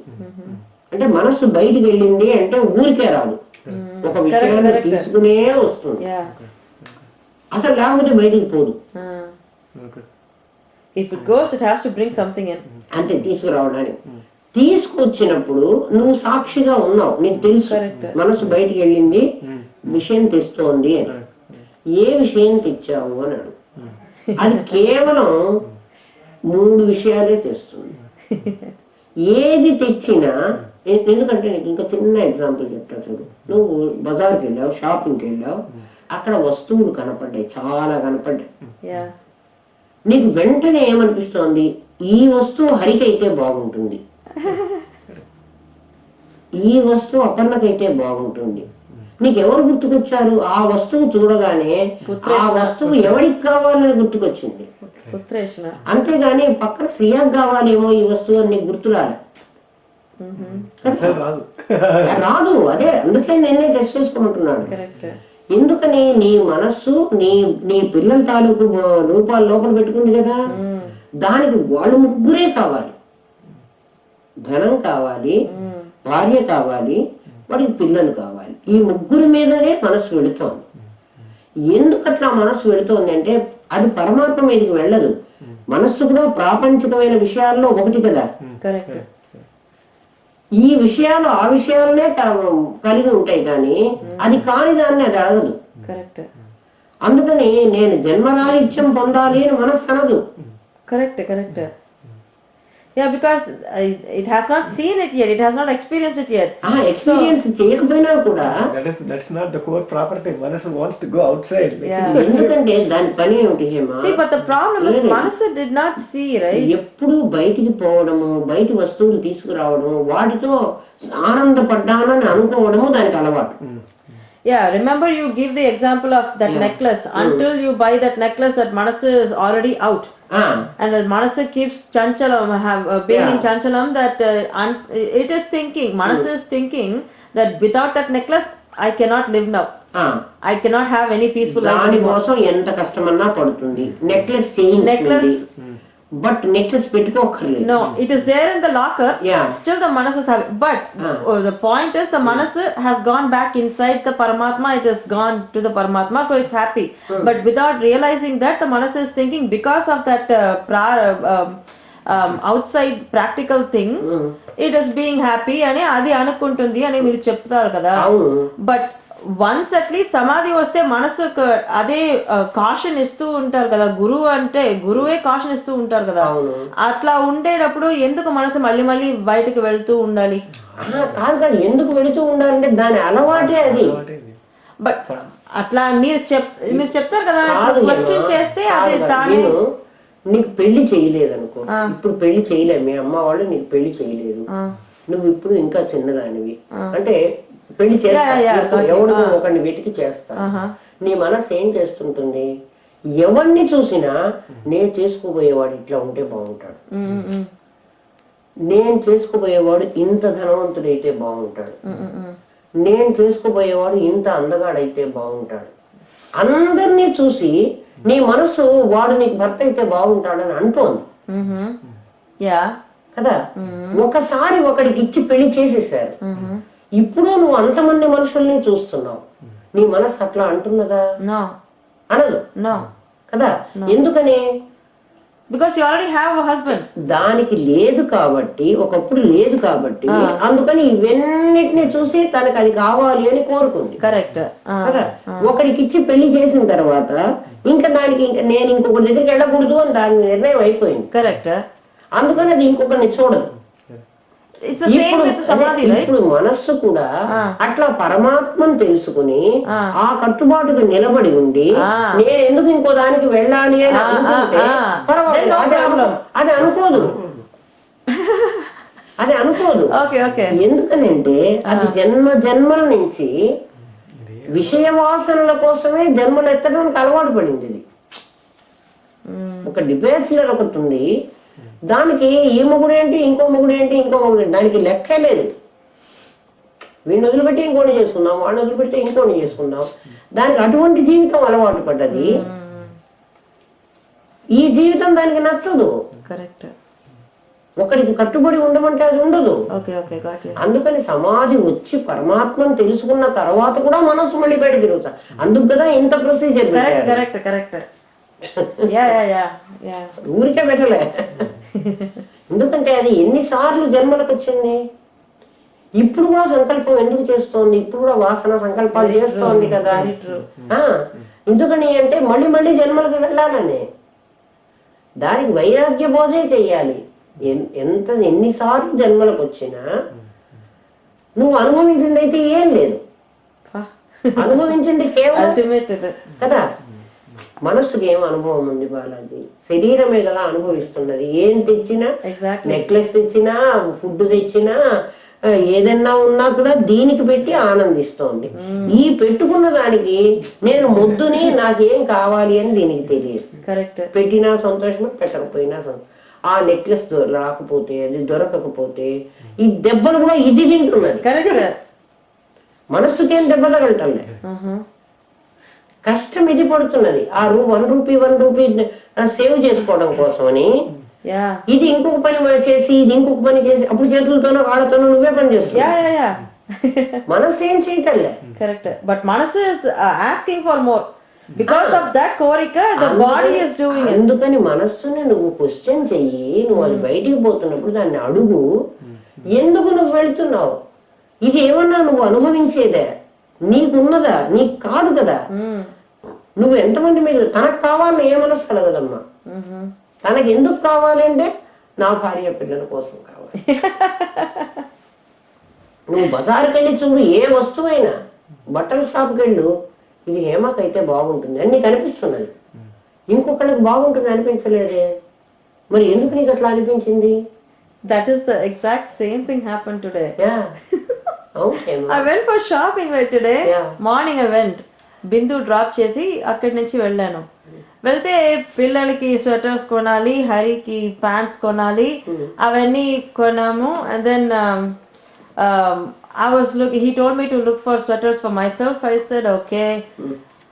I was just looking, was not too interested in it, just to buy for myself. And then suddenly got an idea, okay, why not go look for Balaji's pants?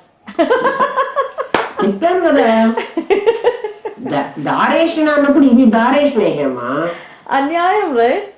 మనస్సు దాని మీదే పోతుంది. ఇప్పుడు సమాధి వచ్చిన మనస్సు ఇప్పుడు క్వశ్చన్ చేస్తుంది. అదే ఇప్పుడు చెప్పాను కదా, అది దానికి డిబ్యాచులర్ గా ఉండడం అలవాటు అయిన మనస్సు ఒకరిని కట్టుకొని ఉండమంటే అదే మరి. అందుకే పరమాత్మలో ఉండే మనస్సు మరి పతివ్రత అయిన మనస్సుట. లేకపోతే వ్యభిచారిణి, భక్తి వ్యభిచారిణి అన్నాడు. వ్యభిచారిణి అన్న పదమే ఉపయోగించాడు. అన్యాయం. మరి నువ్వెందుకే పరమాత్మలో ఉండకుండా మాటకు ముందు వాడంటే వీడంటే మరి పోతున్నావు? మనస్సాన్ని తింటాడు కృష్ణ పరమాత్మ. వ్యభిచారిణి అని అన్నాడు, ఇంకో పదమే ఉపయోగించాలి. నువ్వు పెళ్లి కాకముందు నీ మనస్సు అందరి మీద లగ్నం అయింది. వీడు నాకు భర్త అయితే బాగుంటాడు, కానీ వాడెవడో అసలు నీకు తెలియదు. నువ్వు వాడిని ఏం ప్రేమించలేదు, బట్ వాడిని చూడగానే నువ్వు అనుకున్నావు. ఇంకొకరిని చూడగానే నీకు అట్లాగే అనిపించింది, ఓ ఇంత కోటీశ్వరుడు అయిన వాడు నాకు భర్త అయితే బాగుంటాడు అనుకున్నావు.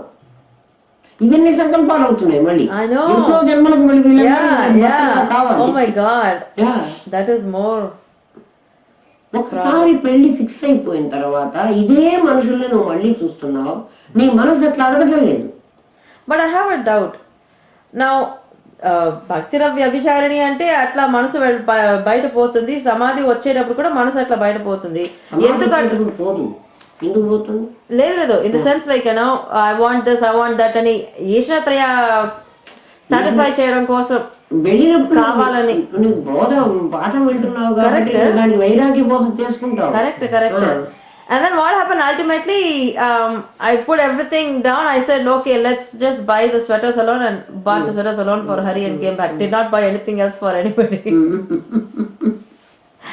So that being the case, okay, although the Manasu knows Samadhi experience and everything, still it went out thinking about buying things like that, right? సమాధిలో రోజు నువ్వు ప్రాక్టీస్ చేయటం లేదు.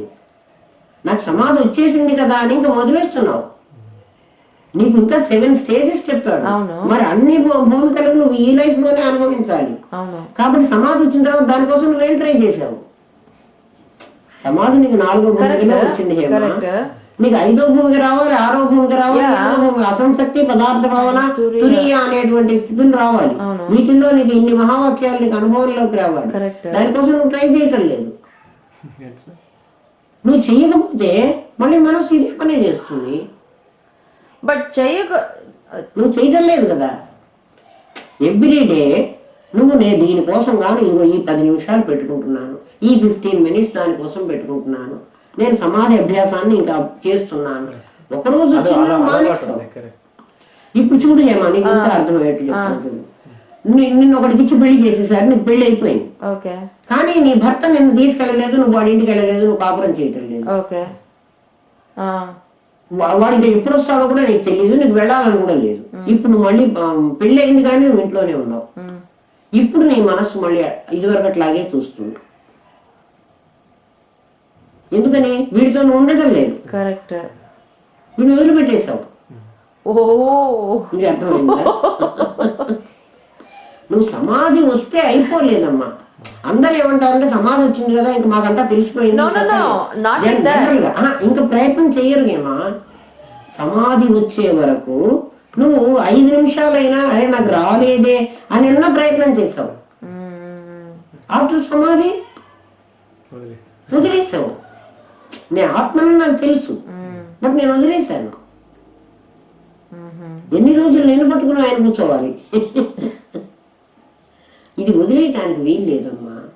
సో ఈవెన్ ఆఫ్టర్ గెటింగ్ సమాధి it doesn't matter whether you are practice చేసిన విచారణ అంటే విచారణ చేస్తూ కదా ఉంటాను. విచారణ చేస్తున్నా నువ్వు మెడిటేషన్ కూడా చేసుకోవాలి కదా, ధ్యానం కూడా చేసుకోవాలి కదా. సమాధిలో కొంత అలవాటు అయ్యేదాకా ప్రతిసారి సమాధిలోకి వెళ్ళి వస్తూ ఉండాలి. ఓహో యా, మరి రాకపోతే కదా ఎట్లా అనుభవంలో ఉంటుంది, లేకపోతే పోతుంది. అట్లా ఉన్న మనస్సు అంటే దానికి అది అలవాటైన మనస్సు అక్కడికి వెళ్ళగానే ఆ వస్తువు మీదకి పోదు. అర్థమైంది? నన్ను తీసుకెళ్ళు, ఏ షాప్ లో ఏ వస్తువు దగ్గర తీసుకెళ్ళినా నాకు ఇది కొనుక్కోవాలని అనిపించదు. మనస్సు అది కొను అని అడగదు నన్ను. రావాలని కర్మలో ఉంటే వస్తుంది, లేకపోతే లేదు. ఎందుకంటే ప్రారంభంలో నిర్ణయం అయినాయి కదా ఇవన్నీ. అది ఈశ్వరుడు చూసుకుంటాడు, నువ్వెందుకు చూసుకోవాలి? కరెక్ట్. నీ పెత్తనం ఏం లేదు. సమాధి వస్తే అయిపోలేదు. 10th క్లాస్ పాస్ అవ్వకపోతే నీకు కాలేజీ అడ్మిషన్ లేదు. నేను 10th క్లాస్ పాస్ అయినాను కదా అని ఇట్లా కూర్చుంటే నేను కాలేజీలో చేరలేదు. కాలేజీలో చేరితేనే నేను మరి హైయర్ ఎడ్యుకేషన్కి ఎలిజిబిలిటీ 10th క్లాస్ కదా. 10th క్లాస్ పాస్ కాకపోతే అసలు ఇక్కడ దాకా రావడానికి సమాధి నేను క్వాలిఫై చేసింది. మిగిలినవన్నీ నీకు రావాలంటే అయితే లాభం ఏమిటంటే మిగిలినవన్నీ నేను ఇప్పుడు సంపాదించుకోకపోయినా నాకు ఖచ్చితంగా మానవ జన్మ ఇచ్చి ఆయన సంపాదిస్తాడు. అంటే మళ్ళీ మళ్ళీ రావాలి. Why unnecessarily again? అందుకే ఇప్పుడే ప్రయత్నం చేస్తున్నాను. అర్థమైందా? 10th క్లాస్ పాస్ అయిన వాడు ఇప్పుడు కాకపోతే 10 ఏళ్ల తర్వాత మళ్ళీ నేను కాలేజీకి వెళ్తానంటే అప్పుడు ఏ ఊర్లోనైనా కాలేజీలో చేర్చుకుంటాను. నేను 9th క్లాస్లో చదువుకుని ఏ ఊరికన్నా 10 ఏళ్ల తర్వాత పోతానంటే ఆయన మళ్ళీ నువ్వు 8th క్లాస్ చదువు, లేకపోతే 9th క్లాస్ చదువు, 10th క్లాస్ చదువు, ఆ తర్వాత నీ కాలేజీ సంగతి, కాలేజీలో చేర్చుకో. 10 ఏళ్ళు అయింది కదా అంటే కూడా చేర్చుకో. ఇది కూడా సేమ్. నేను క్వాలిఫై అవుతావు. సమాధి అనేది క్వాలిఫికేషన్. సమాధి రాకపోతే ఏ జన్మ కడతామో మనకే తెలియదు. అర్థమైందా? అందుకని నీ మనస్సు విషయాల మీదకి వెళుతూ ఉంటుంది. విషయాల మీదకి వెళ్ళినప్పుడు సామాన్య నిగ్రహం చాలదని ఇంద్రియ మనములను లెస్సగా నిగ్రహించాలని తెలుస్తోంది. ఎందుకంటే మనస్సు చంచలంకి మన కృష్ణ అన్నాడు. మనస్సు చాలా కష్టమైనటువంటిది. ఆ సీతారామాంజనేయంలో ఆంజనేయుడికి చెప్తాడు, నేను ఆ గిరి పర్వతాలన్నీ తీసుకొచ్చి అచ్చనగుండుగా ఆడమంటే ఆడతాను, సముద్రాలన్నీ ఒక అంగతో దాటగలను, కానీ ఈ మనస్సు నిలబెట్టాలంటే ఇది నాకు చాలా కష్టంగా ఉంది, నిలబెట్టలేని అంటాడు. నువ్వు ఆలోచించు, మనస్సు నిలబెట్టడం చాలా తేలిక. మనస్సు దానికై అది నిలబడదు. ఎందుకు అంటే అది తయారైంది పంచభూతాల్లో సాత్వికాంశతో. పంచభూతాలకి కూడా పారిపోయే గుణం ఉంది. భూమికి ఒక్క క్షణం ఖాళీగా ఉండమంటే అది ఉండదు. అది రొటేట్ అవుతూనే ఉంటుంది, దానికి అదే పని. నీళ్లు ప్రవహిస్తూనే ఉంటాయి. నిప్పు పైకి పోతూనే ఉంటుంది, పైకి ఎగుస్తూ ఉంటుంది. ఒకటి పైకి పోయేది, ఒకటి పక్కకు పోయేది, ఒకటి కిందికి పోయేది. వీటితో తయారైంది నీ మనస్సు. మరి దాన్ని నిలబడుతుంది అని నువ్వు ఎట్లా ఎక్స్పెక్ట్ చేస్తున్నావు? అది నిలబడదు. ఏ వస్తువు అయినా పరిగెత్తే దాన్ని రెండు వైపులా పట్టుకుంటే నిలబడుతుంది. ఇప్పుడు నువ్వు బస్సులో ఎక్కాం, మనం బస్సు మోషన్ లో ఉంది, బస్సు పరిగెత్తుతోంది. మనం కూర్చున్నాం అని అనుకుంటున్నాం, బట్ మనం కూడా సేమ్ స్పీడ్ తో పరిగెత్తుతున్నాం. మనం కూర్చోలే, నుంచున్నాం అనుకో, నిలబడాలి. బస్సులో నిలబడి ఉంటే అంటే బస్సులో ఒక కారు బస్సు మీద పెట్టి ఉన్నాం, ఇంకొక చేత్తో మనం ఇది పట్టుకోవాలి. ఇది పట్టుకోవనుకో, బస్సు బ్రేక్ వేస్తే పడతావు. ఎందుకు పడుతున్నావు నువ్వు? Because no there is no support. నువ్వు బస్సు ఎక్కున్నావు కదా, నీ బాడీ ట్రావెల్ చేస్తోంది. నీ బాడీ రెండు వైపులా పట్టుకున్నప్పుడు ఆటోమేటిక్ గా నీకు బ్రేక్ పడుతున్నది. అందుకని నువ్వు పట్టుకుంటున్నావు. నీకు తెలియటంలే, ఇది సైన్స్ మనకు తెలియక్కర్లే, మనం లేనని కూడా పట్టుకుంటున్నాడు. బస్సు ఆగినప్పుడు వాడు సడన్ గా బ్రేక్ వేసుకుంటున్నాడు, ఆగుతోంది. మరి నీ బాడీకి బ్రేక్ పడలే, అందుకని నువ్వు ముందుకు పోగుతున్నావు. అంటే అప్పటి వరకు నువ్వు ట్రావెల్ చేసావు. Wow, I didn't even realize it like that. Same కూర్చున్నప్పుడు కూడా అంతే. కూర్చున్నప్పుడు lower body stop 0 and upper body is traveling at 60 or 40. కానీ so you fall always to the front. నిల్చున్నప్పుడు కనీసం అన్ని పోర్షన్లు తగిలి ఉన్నాయి కదా, నిల్చున్నప్పుడు నీకు బాగా తెలుస్తుంది. అందుకని ఇంకో చోట పట్టుకోమంటాడు.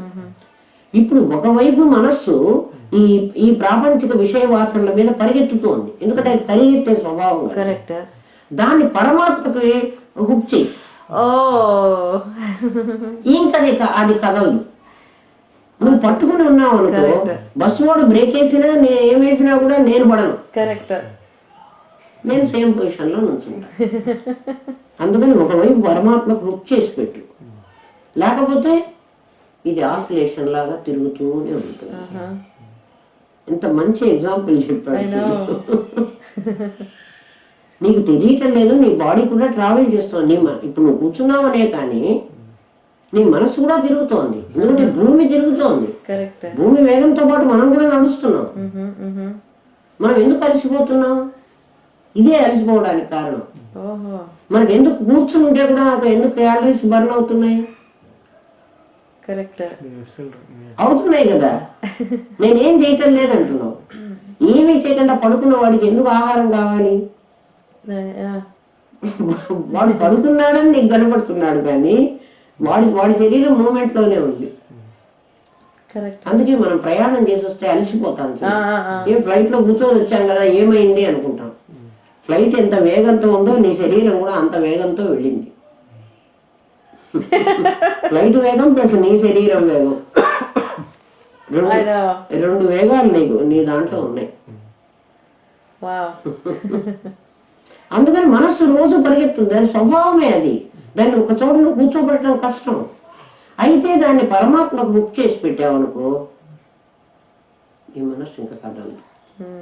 ఒకవేళ నువ్వు ఇటువైపు నువ్వు అంగట్లో షాప్కి వెళ్ళావు, షాప్కి వెళ్ళగానే ఇది హరికి అయితే బాగుంటుంది, ఇది అపర్ణకైతే బాగుంటుంది అని నీకు అనిపించింది. ఎందుకంటే వెంటనే నువ్వు హుక్ చేసి పెట్టావు కదా, ఆ హుక్ ఇట్లా అవుతుంది అన్నమాట. అటు వెళ్ళిన తర్వాతే ఇట్లా అవుతుంది. నువ్వు ఏమిటి ఆలోచిస్తున్నావు, ఈశ్వరత్రయాల్లోకి వెళతాను గురుగారు చెప్పిన మాట ఇదే కదా, ఇక నీ మనసు దీని మీదకి వెళుతుంది చూడు అని.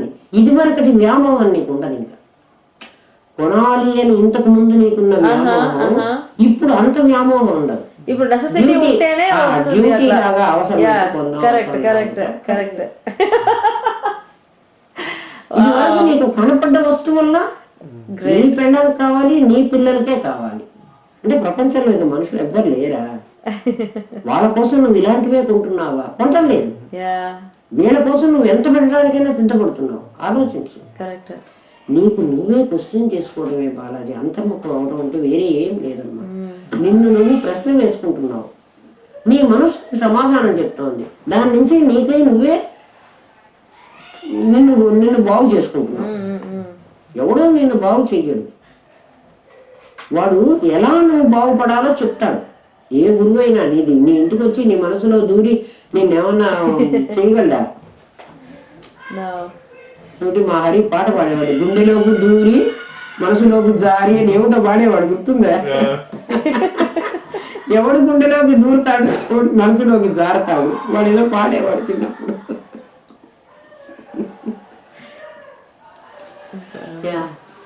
ఎందుకు అంత పెద్దగా అరుస్తున్నారు? ఏమైంది? నిజంగా వేదాంతం తెలిస్తే కూర్చొని నువ్వు ఎన్ని గంటలైనా గడపగలవు. నీకు ఒంటరితనం భయం లేదు, అరే ఇన్ని గంటలు గడిచిందే అని లేదు కదా. ఎంతకాలం గడుస్తుంది అంటే అన్నిసార్లు నువ్వు సంస్కరించబడుతున్నావు. ఊరికే వేస్ట్ గా నీ టైం వేస్ట్ చేయటం. అన్ని గంటలు నీ మనసు సంస్కారాన్ని పొందుతోంది. చాలా యూస్ఫుల్. నీ లోపలికి వెళ్ళి నువ్వు చూడు. గురుదేవుడు మాకు చెప్పేవాళ్ళు, ఎప్పుడైనా సరే ఇంకేం చేస్తావులే ఈ పని, ఇంక పడుకోలే అని అంటుంది. ఇంకా ఈ గంట ఏం చదువుకుంటావులే, పడుకో అంటుంది. పడుకుని నేనేం చెయ్యాలి? 8 hours పడుకోవాలి. ఎప్పుడు నిద్రపోవాలో దానికి టైం నిర్ణయం అయింది. ఆ టైంలో పడుకున్నాము. ఇప్పుడు పడుకో, శరీరాన్ని పడుకోబెట్టు. ఎందుకంటే నువ్వు పని చేసి అలసిపోతే నువ్వు కూర్చోని నేను చెప్పను. పడుకోబెట్టు. మనస్సా ఈ పని ఆలోచించు, పడుకుని ఆలోచించు. అన్నీ పడుకునే చేసుకో. నువ్వు కూర్చొని చెట్టు నడుము ధ్యానం చేసుకోమని చెప్పాలి. నీ మనస్సును సంస్కరించు. తప్పకుండా సంస్కారం పొందిన మనస్సుకి, సంస్కారం పొందని మనస్సుకి, నీ ఆలోచనలకి చెప్పా కదా, ఇంతకు ముందు నువ్వు షాప్ లో చూసినప్పుడు నీకు కలిగిన ఆలోచనకి భగవంతుడితో ఉపక్తేసావు. ఈ అన్ని అన్నెసరీ థింగ్స్ నాకు ఈ 3 కూడాను నిర్ణయించుకున్నావు. ఈ 3 మానుకోమని చెప్పట్లేదు, ఈ 3తోనే ఉండు. బట్ ఇదివరకు వ్యామోహం నీ లోపల తగ్గుతుంది. ఆ వ్యామోహమే కదా నిన్ను బాధిస్తోంది. నువ్వు చెడ్డ పనులు చేసినా ఈ 3 కోసమే చేస్తున్నావు. మనిషి లేకపోతే చెడిపోవాల్సిన అవసరం లేదు. వాడి కోసం వాడు ఎప్పుడు చేయడు. వాడిని నన్ను నమ్ముకున్న వాళ్ళు అంటాడు. వాళ్ళు వీడిని నమ్మరు. ఎందుకంటే వదిలిపెట్టిపో, వాళ్ళే నమ్మవచ్చు, వీడే నమ్మవచ్చు. ఎవరిని నమ్మి ఎవడు ఉండటం లేదు, ఎవరిని నమ్మి ఎవడు రాలేదు. వాడు పెడతాడని నేను రాలేదు, నేను చేసి పెడతానని వాడు రాలేదు. ఎవరి టైం వస్తే వాడు దిగి అంతే కదా. రైల్లో ఎక్కారు, 2 కర్రలు రామకృష్ణ పరమహంస పెట్టాడు, 2 కర్రలు నదిలో కొట్టుకొచ్చినాయి. 2 కలిసి ప్రయాణం చేసినాయి. దాని తీరం వచ్చింది, అది వెళ్ళిపోయింది. ఆ ఒడ్డున ఎవడో ఆ కర్రను లాగేసుకున్నాడు, వాడు దూరమో దాంతో చేసుకున్నాడు, వాడు ఉపయోగించుకున్నాడు. ఇది ఇంకా కొంత దూరం ప్రయాణం చేసింది, దీన్ని ఎవడో లాగేశాడు, అక్కడ వాడు ఉపయోగించుకున్నాడు. 2 కర్రలు మేము నదిలో ప్రయాణం చేసి వచ్చాం కదా, మేము ఇద్దరం కలిసి ఉండాలి, ఒక ఇంట్లోనే మమ్మల్ని పెట్టండి అంటే పెట్టడం లేదు.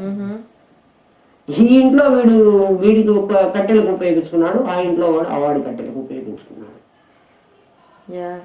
ఎవరి సంబంధం ఎవరు లేదు. ఎవరెవరికి ప్రాప్తమో వాడు ఇక్కడ భార్య భర్త, వాడే పిల్లలు, వాడే అవుతున్నాడు. వాళ్ళు ఎవరు పిల్లలుగా పుట్టారు, ఎవరికి మనం బాకీ ఉన్నామో వాళ్ళు మనకైనా బాకీ ఉండాలి, మనం వాళ్ళకైనా బాకీ ఉండాలి. కథ చెప్పాను కదా, ఎవడరా బాకీ ఉన్నామంటే నాకు రావడం బాకీ ఉన్నామని ఒకటి చెప్పాడు, 5 రూపాయలు బాకీ ఉన్నామని ఒకటి చెప్పాడు. మనకు తెలియకుండానే రైలు ఎక్కుతాము, అంటే పోర్టల్ని సామాన్ తీసుకురమ్మంటాము, లైసెన్స్ కూలీలు ఎవడో వస్తాడు, నువ్వు పర్సులో డబ్బులు తీసే లోపల రైలు కదిలిపోయింది. వాడికి ఇద్దామంటే నువ్వు తీసే టైం లేదు నీకు, అయినా తీసి విసిరిస్తే వాడే తీసుకుపోతాడు, వాడు ఎక్కడే ఉంటాడు కదా, నువ్వు వేయలేదు. ఇప్పుడు ఆ మూత కూలి వాడికి అనవసరంగా నీ సామాను మోసాడు, ఇప్పుడు నువ్వేం చేయాలి? నెక్స్ట్ బర్త్లో వాడు నీ కడుపున పడ్డాడు, నీకు అబార్షన్ అయింది. అరే నేను 3 నెలలకు నాకు అబార్షన్ అయింది అంటే ఆ లోపల వాడి డబ్బులు నీ దగ్గర మందుల రూపంగా వాడు తీసేసుకున్నాడు. ఈశ్వరుడు చూసుకుంటున్నాడు ఆ పని. ఎవరికి బాకీ పడ్డా నువ్వు తప్పించుకోవడానికి వీల్లేదు. వాడు నీకు బాకీ ఉన్నాడా, వాడు సంపాదించి నిన్ను పోషిస్తాడు. నువ్వు వాడికి బాకీ ఉన్నావా, నువ్వు సంపాదించి వాడిని చదివిస్తావు. వాడికి పెట్టకపోయినా నువ్వు బాధపడక్కర్లేదు. ఎందుకంటే నీకు పెట్టేవాడు ఇంకొకటి ఉన్నాడు. ఎవడున్నాడు? ఈశ్వరుడు ఉన్నాడు కదా. నీ ప్రారంభంలో నీకేముందో అదే పెడతాడు. ఇది మనకు ప్రాప్తం లేకపోతే మనకు పెట్టడు. మనకు తినే ఇది లేకపోతే నిన్ను అన్ని చేశారు, అవన్నీ నాకు ప్రాప్తం లేవు, నన్ను ఎవడన్నా తినద్దన్నాడా కదా. మరి నేను ఎందుకు తినలేకపోయినాను? నాకు ఇష్టం, నేనే తినగలిగింది అయితే అది నేను తినేదాన్ని కదా. ఈశ్వరుడు నాకు అటువంటి బుద్ధి పుట్టించాడు, తినగలిగిపోతున్నాడు. అది ఎవరి ఫుడ్డో వాళ్ళు తింటారు, ఎవరిది కాకపోతే ట్రాష్ క్యాన్ తింటుంది. కావాల్సింది తిన్నది ఒక 50 మంది పోయి ట్రాష్ క్యాన్ తిన్నది, 50 మెంబర్స్ ఫుడ్.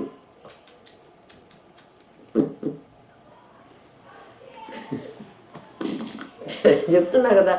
పోనీ ఇండియాలో అయితే ఏ జీవరాశులన్నా తింటాయి, ఇక్కడ జీవరాశులు కూడా లేవు. మరి ఏమిటి, కుక్కలన్నా తింటాయి కనీసం. ఆవులో కుక్కలో ఏవో మరి వాటికి కూడా ప్రాప్తం లేదు. మరి ప్రాప్తం లేని ఇండియాలో పుడుతున్నాయేమో, ఇవన్నీ పారేసుకునే ఇక్కడ పుడుతున్నాయి. అసలు ఇంతంత గుడ్డు పడేస్తున్నారు, అది మహాపాపం. అన్నపూర్ణాదేవి కోపం వస్తుంది, అన్నం పెట్టదు, అట్లా పారేసుకోకూడదు. ఏమో మనం తింటే తినాలి, ఎవరికన్నా పెట్టాలి. రెండు చేయకపోతే అనవసరంగా అట్లా వండి వేస్ట్ ఇవ్వచ్చు కదా.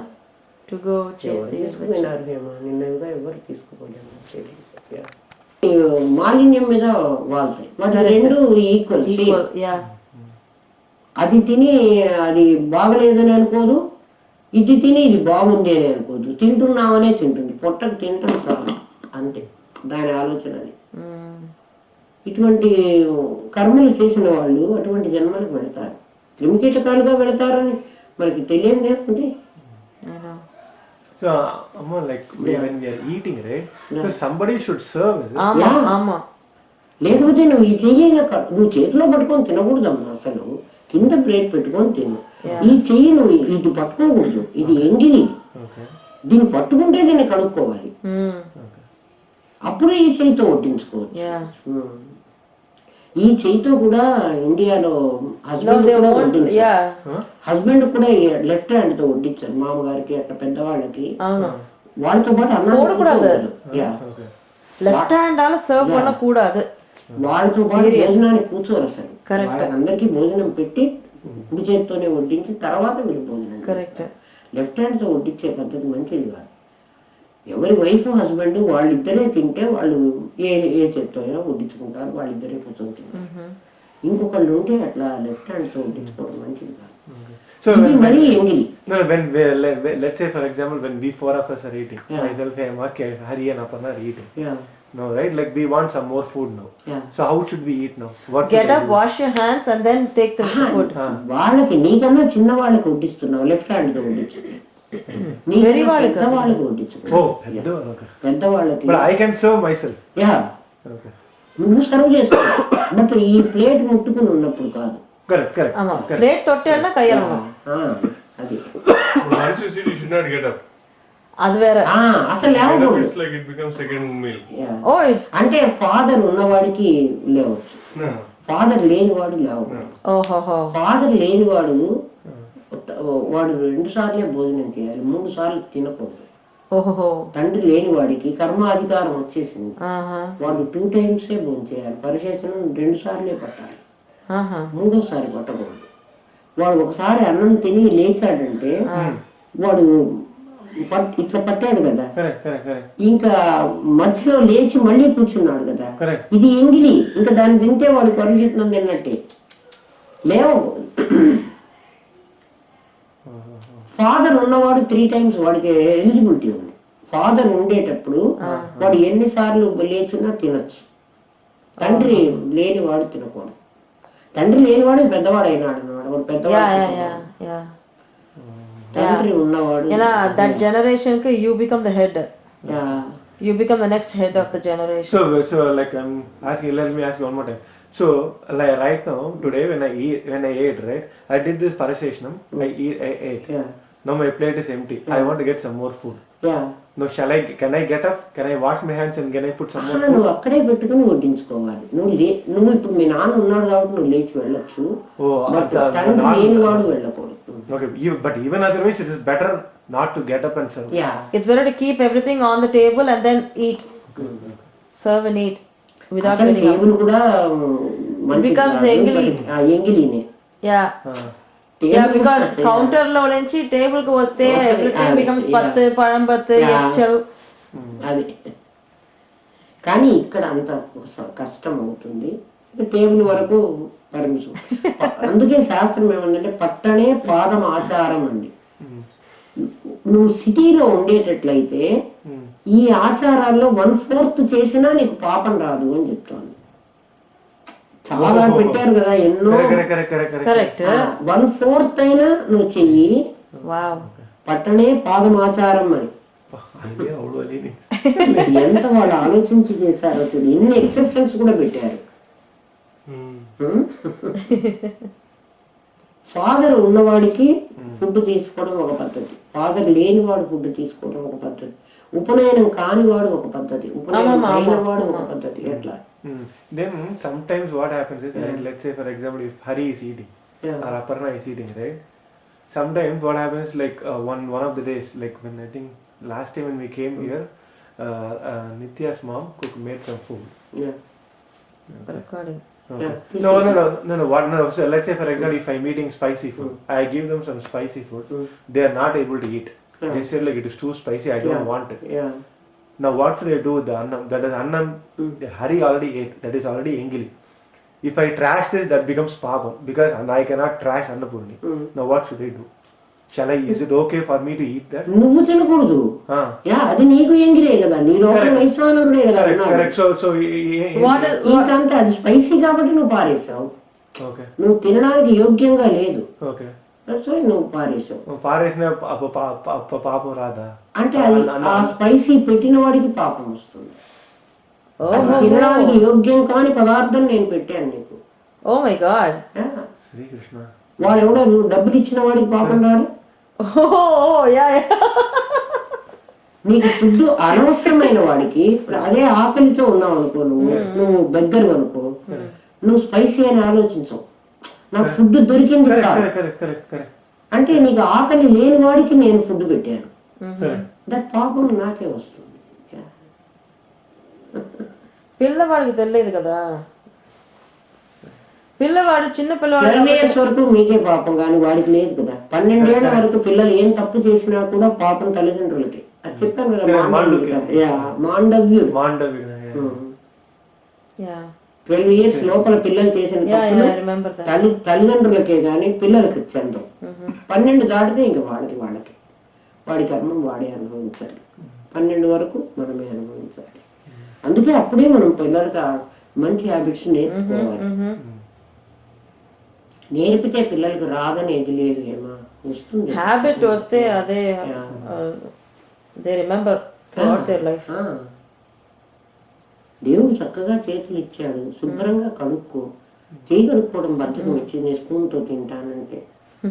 Yeah correct correct. Because if they're eating with spoon, okay spoon, I don't have to wash my hand, I'm not getting my hands messy. అసలు 5 ఏళ్ళు లోపలికి పోవడం అంటే అది అదృష్టం. వాడికి 5 ఏళ్ళు లోపలికి పోతాయిరా అంటే 5 ఏళ్లతో తింటున్నాడు. అందరు ఇట్లా తీసుకుని ఇట్లా తింటారు. Fashion style. అట్లా తినకూడదా? ఒక్క ప్రాణాహుతులు మాత్రమే ఈ 3 వేళ్లతో వేసుకోవాలి. ప్రాణాహుతులు మీన్స్ ఫస్ట్ 5 సార్లు తింటారు. நீங்க பரிசேஷனம் பண்ணிட்டு சாப்பிடுறது నువ్వు కూడా చేయొచ్చు. ఎందుకు చేయకూడదు? వైశ్వానరుడు యజ్ఞం చేసుకుంటున్నావు, వాడే యజ్ఞం చేయడం, నువ్వు కూడా యజ్ఞం చేయాలి. వెనకటి కాలంలో లేడీస్ చేసేవాళ్ళు కాదు కాబట్టి ఒకసారి హస్బెండ్ పరిశేషణం పట్టి భోజనం చేస్తాడు, సేమ్ ప్లేట్ లో వాళ్ళు తింటారు. without washing the plate. Correct. Without washing the plate. ఎంగిలి ప్లేట్లు కదా వాళ్ళు అంటే భర్తకి భార్యకి దోషం లేదన్నాడు. కానీ నేనేమో తినలేదులే, మా అత్త మా తోడు కూడా అందరూ అట్లే తినేవాళ్ళు. అందులో తింటే వాళ్ళకి పుణ్యం వస్తుంది, ఎందుకంటే ఆల్రెడీ వాళ్ళు పరిశేషణం పట్టారు కాబట్టి. మరి అందులో తినేవాళ్ళు. ఇప్పుడు నీవు పట్టుకో, నీవు కూడా తినచ్చు. నేను రోజు చేస్తాను. మనం తినే ఆహారం అది చెప్పుకొని అప్పుడు ప్రాణాహుతులు అంటారు. ప్రాణాహుతులు అంటే నీ ప్రాణం పోకుండా ఉండాలంటే, నిలబడాలంటే ఆ 5 times ఆ తిన్న ఆహారం చాలు. నేను ఎక్కడికన్నా వెళ్ళి నాకు వేరే కులం వాడింట్లో తినవలసి వచ్చి నాకు నా ప్రాణం ఇంకా దక్కదు అనే పరిస్థితిలో ప్రాణాహుతులు తీసుకుని నేను వేరే కులం వాడింట్లో తింటే కూడా నాకు పాపం లేదు. ప్రాణాహుతులు మాత్రమే నాకు ఇష్టమని నేను ఇంత శాస్త్రం ఎంతో ఖచ్చితంగా చెప్పింది ఏమా, ప్రతి ఒక్కదాన్ని కూడా. so much to learn. మరి మనకు తెలియకపోతే వెనకటి కాలంలో పెద్దవాళ్ళ దగ్గర పిల్లలు ఉండేవాళ్ళు, వాళ్ళు ఆచరించి ఆచరతి శ్రేష్ఠ తత్తదేవేతరో వాళ్ళు ఆచరించి చేసేవాళ్ళు కాబట్టి నీకు ప్రత్యేకంగా దాన్ని ఇంప్లిమెంట్ చేయక్కర్లా, నీకు ఆటోమేటిక్ గా వస్తుంది. కరెక్ట్. ఇప్పుడు పెద్దవాళ్ళే ఉండరు, పెద్దవాళ్ళు ఉన్నా వాళ్ళకి పట్టించుకోరు, ఇంకా ఎట్లా వాళ్ళకి తెలుస్తుంది? తెలియని పెద్దవాళ్ళు కూడా చాలా మంది ఉండొచ్చు, దాన్ని మనం ఏం చేయలేము. అందరికీ తెలుసు అని మనం ఎట్లా చెప్తాము? Slowly those are going away. అన్ని పోతాయి. మన పేరెంట్స్ ఉన్నప్పుడు we used to sit in a table. I know, yeah. We never did that, right? Now మన జనరేషన్ వచ్చేసరికి we are at least eating in plates. ఇంకా వాళ్ళ జనరేషన్ వస్తే ఇంకా next generation is like, so whatever we teach they learn it. They practice. మనం boundary పెడుతున్నాం కదా రమేష్, ఎందుకంటే తొందరగా తినేస్తే వాళ్ళు మనకు పని అయిపోతుంది. ఇప్పుడు పిల్లలకి పెడితే he asked that question in the afternoon. I said I don't know exactly. So his question is, పిల్లలకి టైం ఎక్కువ లేదు అని బౌల్లో పెట్టి మనం తినిపిస్తాము, అప్పుడు బౌల్లో పెట్టి తినిపించాలంటే అది 5 years వరకు నువ్వు బౌల్లో పెట్టచ్చు. 5 ఏళ్ల వరకు తల్లిదండ్రులు అమ్మమ్మలు అన్నప్రాసన రోజు గిన్నె, వెండి గిన్నె, ఆ గిన్నెలో తినేటువంటి అధికారం 5 years వరకు. బాలప్రాయం, అది బాల తరుణ ప్రౌఢ. So after that it has to be only in the plate. తప్పనిసరిగా. Even if you have to feed. నువ్వు ఫీడ్ ఎందుకు చేయాలి? వాడి చేతులు లేవు, కాళ్ళు లేవా? చేయకూడదు ఏమా, టైం లేకపోతే. నీకు ఎక్సెప్షన్స్ ఎప్పుడు ఉంటాయి, టైం ఎప్పుడో కదా ఉండదు. ఆ రోజు టైం లేకపోవడం అంటే మనకి ప్రాబ్లం ఏంటంటే 5:30కి లేస్తే టైం ఉంటుంది, పిల్లలు 6:30కి లేకపోతే టైం ఉంటుంది. మనం 7:30 మనం 7:30కి లేచి వాళ్ళు 8కి లేచి 8:30కి పోవాలంటే 11 o'clock కదా.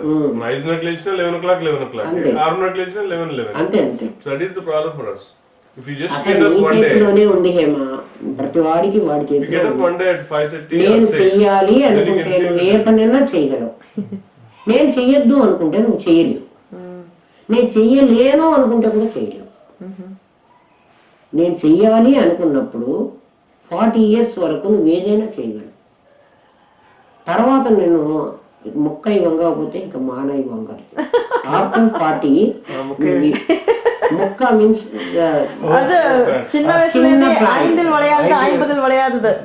చిన్న ప్లాంట్ గా ఉన్నప్పుడు నువ్వు ఎటు కావాలంటే అటు వంచు. పెద్ద ట్రీ అయిపోయిన తర్వాత దాని ట్రంక్ నువ్వు ఎట్లా ఉంచుతావు. మనం కూడా అంతే సేమ్.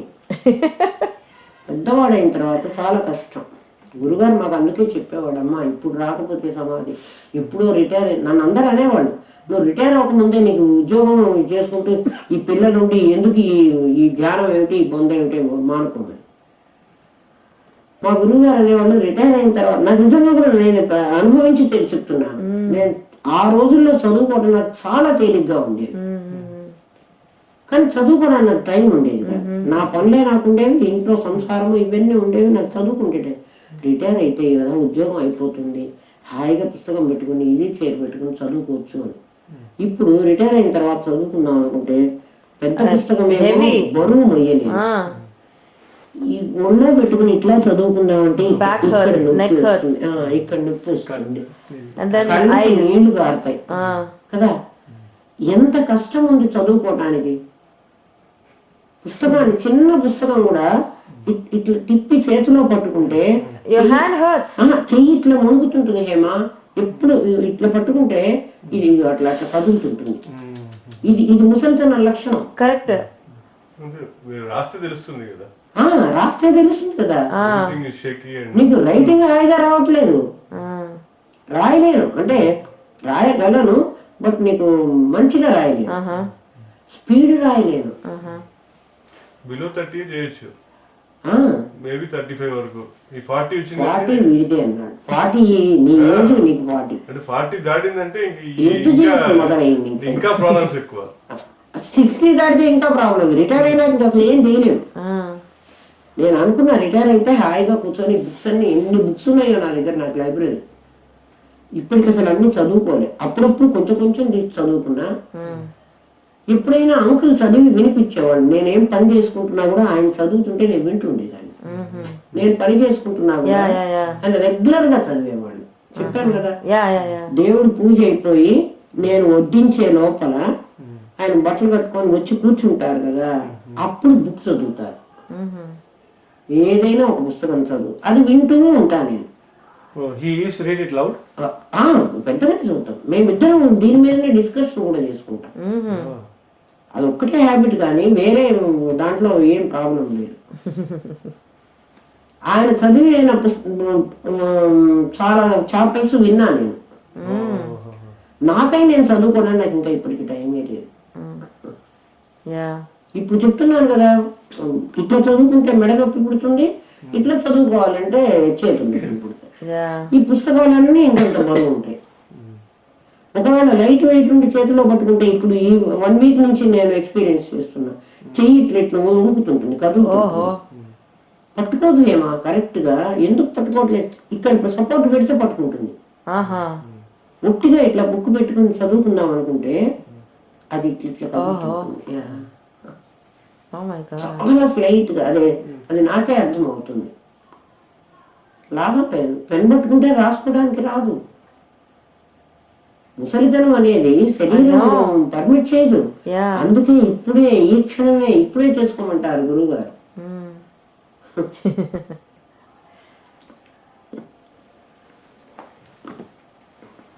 చాలా ఉన్నాయి మనకి తెలియవలసినవి. గురుదేవా తండ్రి, మనస్సు నిర్మలంగా ఉండటం, ముఖమందు ప్రసన్నత్వం కలిగి ఉండటం.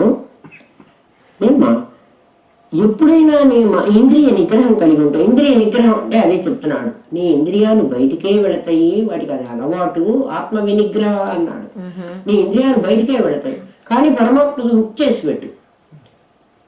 బస్సు ఎక్కిన వాడు నిలబడి ఉంటే తప్పనిసరిగా పైన ఒక రాడ్ పెట్టి ఉంటాడు. ఆ రాడ్ పట్టుకునే ఉండాలి. రాడ్ పట్టుకుంటే నువ్వు పడవు. రాడ్ కాకపోతే ఇట్లా హ్యాంగ్ చేసి ఉంటాయి, హ్యాండిల్, దాన్ని పట్టుకోమంటాడు. ఎందుకని ఆల్రెడీ కాళ్ళు పెట్టి నువ్వు బస్సు మీదే నుంచున్నావు, అది పట్టుకోకపోతే నువ్వు పడిపోతావు. 2 వైపులు హ్యాంగ్ చేసి ఉంటే నువ్వు పడవు.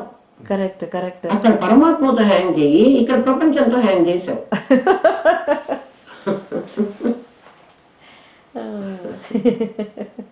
మరి వాళ్ళు ఏ ఫిజిక్స్ చదువుకున్నారు ఎగ్జాక్ట్లీ కదా, ఏ సైన్స్ చదువుకున్నారు? కృష్ణ పరమాత్మ అందుకే జగద్గురు ఆయన.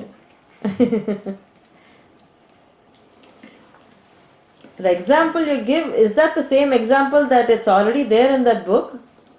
No, I know, that's why I'm asking you. You're saying it so that we can understand easily. You are bringing up all these examples. ఎందుకంటే గురువాక్యము, శాస్త్ర ప్రమాణము, స్వానుభవం ఉంది కదా, ఈ మూడు ఎప్పుడు కోయిన్సైడ్ అవ్వాలి. స్వానుభవం, నువ్వు బస్ ఎక్కింది నీ స్వానుభవం, అది నువ్వు మూడు కలుపుకుంటేనే నీకు అది గుర్తుంటుంది. But to give that particular example at this point, only అంటే నేను ఎంత సాధన చేసి ఉంటాను. ఇప్పుడు నువ్వు బస్ ఎక్కావు, ఆటోమేటిక్ గా నీ చెయ్యది పట్టుకుంటుంది. కారు ఎక్కినా కూడా నీకు పైన పట్టుకుంటుంది. మరి పట్టుకోగానే నీకు ఓహో ఇప్పుడు పరమాత్మతో హుకప్ చేశాను అని అనిపించింది అనుకో, నువ్వు చేసిన పని ఇదే కదా, నీకు ఎంత బాగుంటుంది. అది విచారణ, విచారణలో ఇది కూడా ఒక భాగం. నువ్వు ఏ పని చేస్తున్నా అట్లా చేసుకుంటే అదే వస్తుంది. విషయం విని ఊరుకోకూడదు కదా.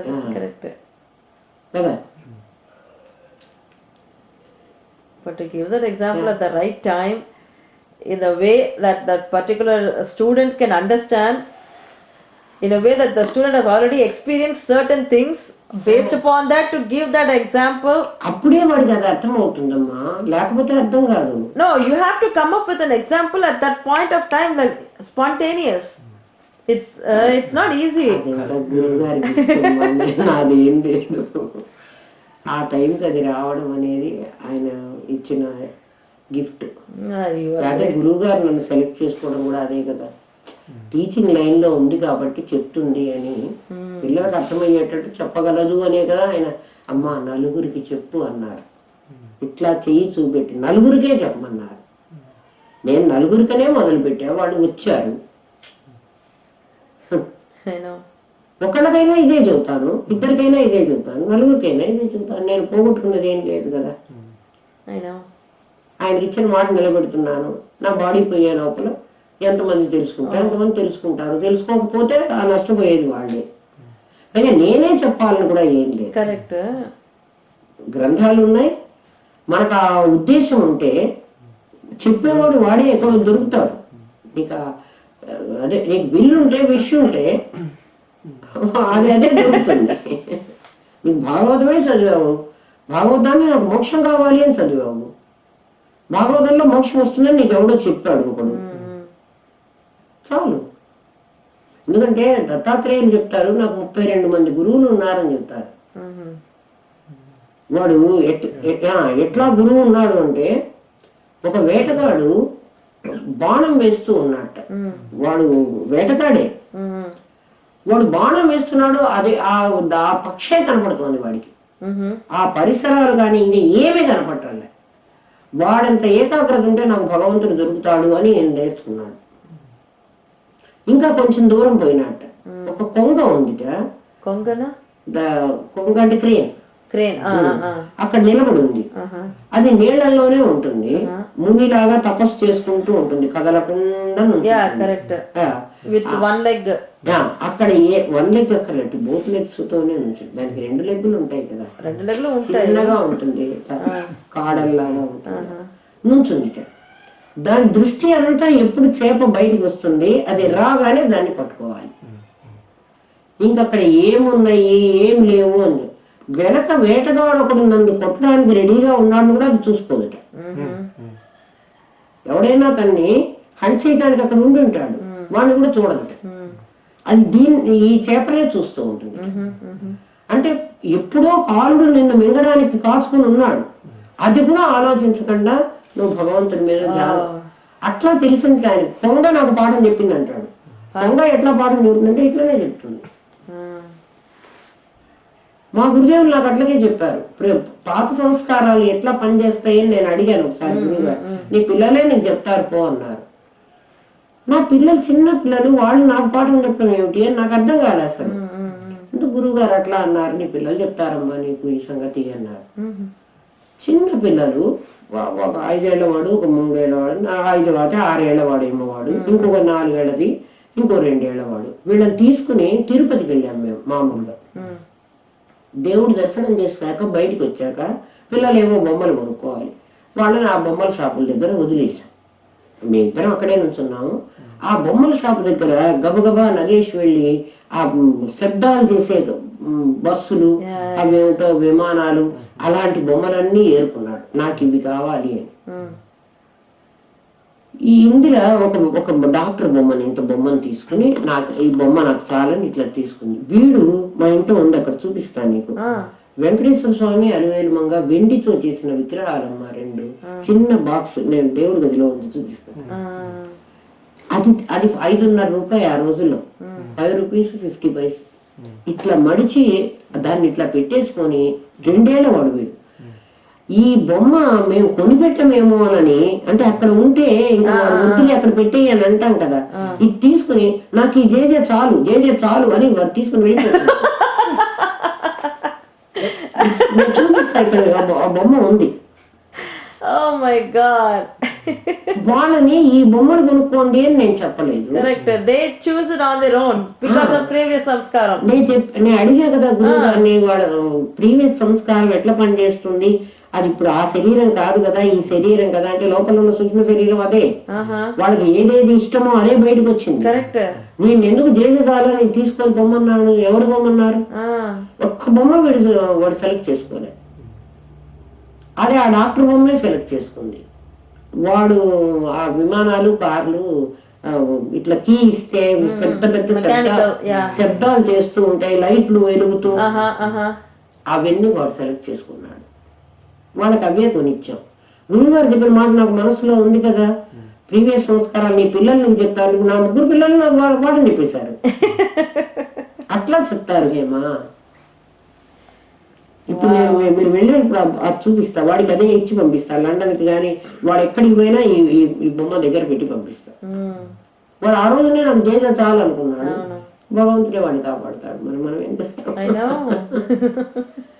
వాడి సంస్కారం అది. కరెక్ట్. చిన్న 2 ఏళ్ల పిల్లవాడు, 5.5 రూపాయి, అది వెండిది, గ్లాస్ లో పెట్టి పెట్టేలాగా ఉంటుంది. ప్రీవియస్ సంస్కారాలే బయటకు వస్తాయమ్మా. వాళ్ళకి ఏ సంస్కారాలు ఉన్నాయో అవే బయటకు వస్తాయి. వాళ్ళిద్దరికి బొమ్మలు పోయినాయి, ఎందుకంటే పిచ్చి బొమ్మలు కదా, వీడి బొమ్మ అట్లా ఆడుకోవడానికి వెళ్ళినప్పుడు కూడా వాడు ఆ బొమ్మనే తీసుకుపోతాడు. అది ఆడుకుని మళ్ళీ తీసుకొచ్చి నాకు ఇచ్చేసిపోతాడు.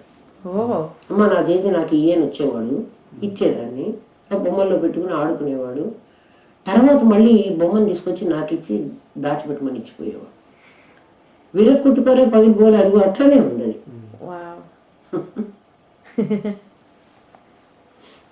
ప్రీవియస్ సంస్కారాలు పనిచేస్తాయి, మన సంస్కారాలు. తర్వాత గురుగారి దగ్గరికి వెళ్ళి చెప్పాను, గురుగారు నా పిల్లలు నాకు పాఠం చెప్పారు. నేను చెప్పా కదమ్మా, నువ్వు అబ్జర్వ్ చేయి అంతే. అట్లాగే చెప్తారు హేమ. నీ మనస్సే నీకు పాఠం చెబుతుంది. ఇప్పుడు షాప్కి వెళ్ళి ఉంటున్నప్పుడు నీ మనసు దాని మీద పోయిందంటే ఎవరికి ఏమనుకుంటావు, నువ్వు వాడ కొనుక్కొచ్చాను. ఇప్పుడు నీకు అర్థమవుతుంది, ఓహో మనస్సా నువ్వు ఈశ్వరత్రయాల మీదే తిరుగుతున్నావు చూడు, నీకు ఇంత చెప్పినా కూడాను అని దాన్ని నువ్వు దండించుకుంటావు. 1-2 సార్లు దండిస్తే అది 3వసారి మామూలుగా ఉంటుంది. అది పిచ్చి మాటలు మాట్లాడదు. ఇంకా పిచ్చి మాటలు ఇన్ ద సెన్స్ వరల్డ్లీ విషయాలన్నీ పిచ్చి మాటలే. పరమాత్మ విషయం ఒకటే నీకు సరైన మాట. అది తెలుసుకుంటేనే నువ్వు ఈ జనన మరణ చక్రంలోంచి బయటపడతావు. లేకపోతే ఇక్కడ ఇదేదో ఉందని కదా నువ్వు ఈ జైంట్ వీల్ ఎక్కావు. ఎక్కిన తర్వాత కదా నీకు ఇప్పుడు బాధాకరంగా ఉంది అని తెలిసింది. ఆ తిప్పేవాడిని కదా ఇప్పుడు అడగాలి. వాడు కదా పరమాత్మ, వాడు తిరగటంలే, నిన్ను తిప్పుతున్నాడు.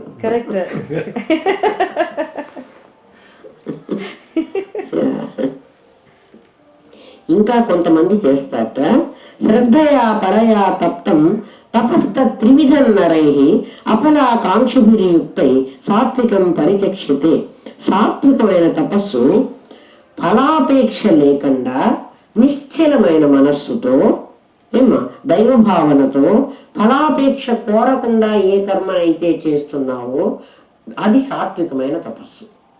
నువ్వు ఎవరికైనా ఒకరికి ఒక జాబ్ ఇప్పించావు అనుకో, నువ్వు ఇప్పుడు ఏం అడగటం లేదు వాడిని, నీకెప్పుడో అవసరం వచ్చినప్పుడు వాడు ఇవ్వకపోతే నేను ఆ రోజు వాడికి ఇప్పించాను, వాడు నాకు ఈ సహాయం చేయలేదు అంటున్నావు.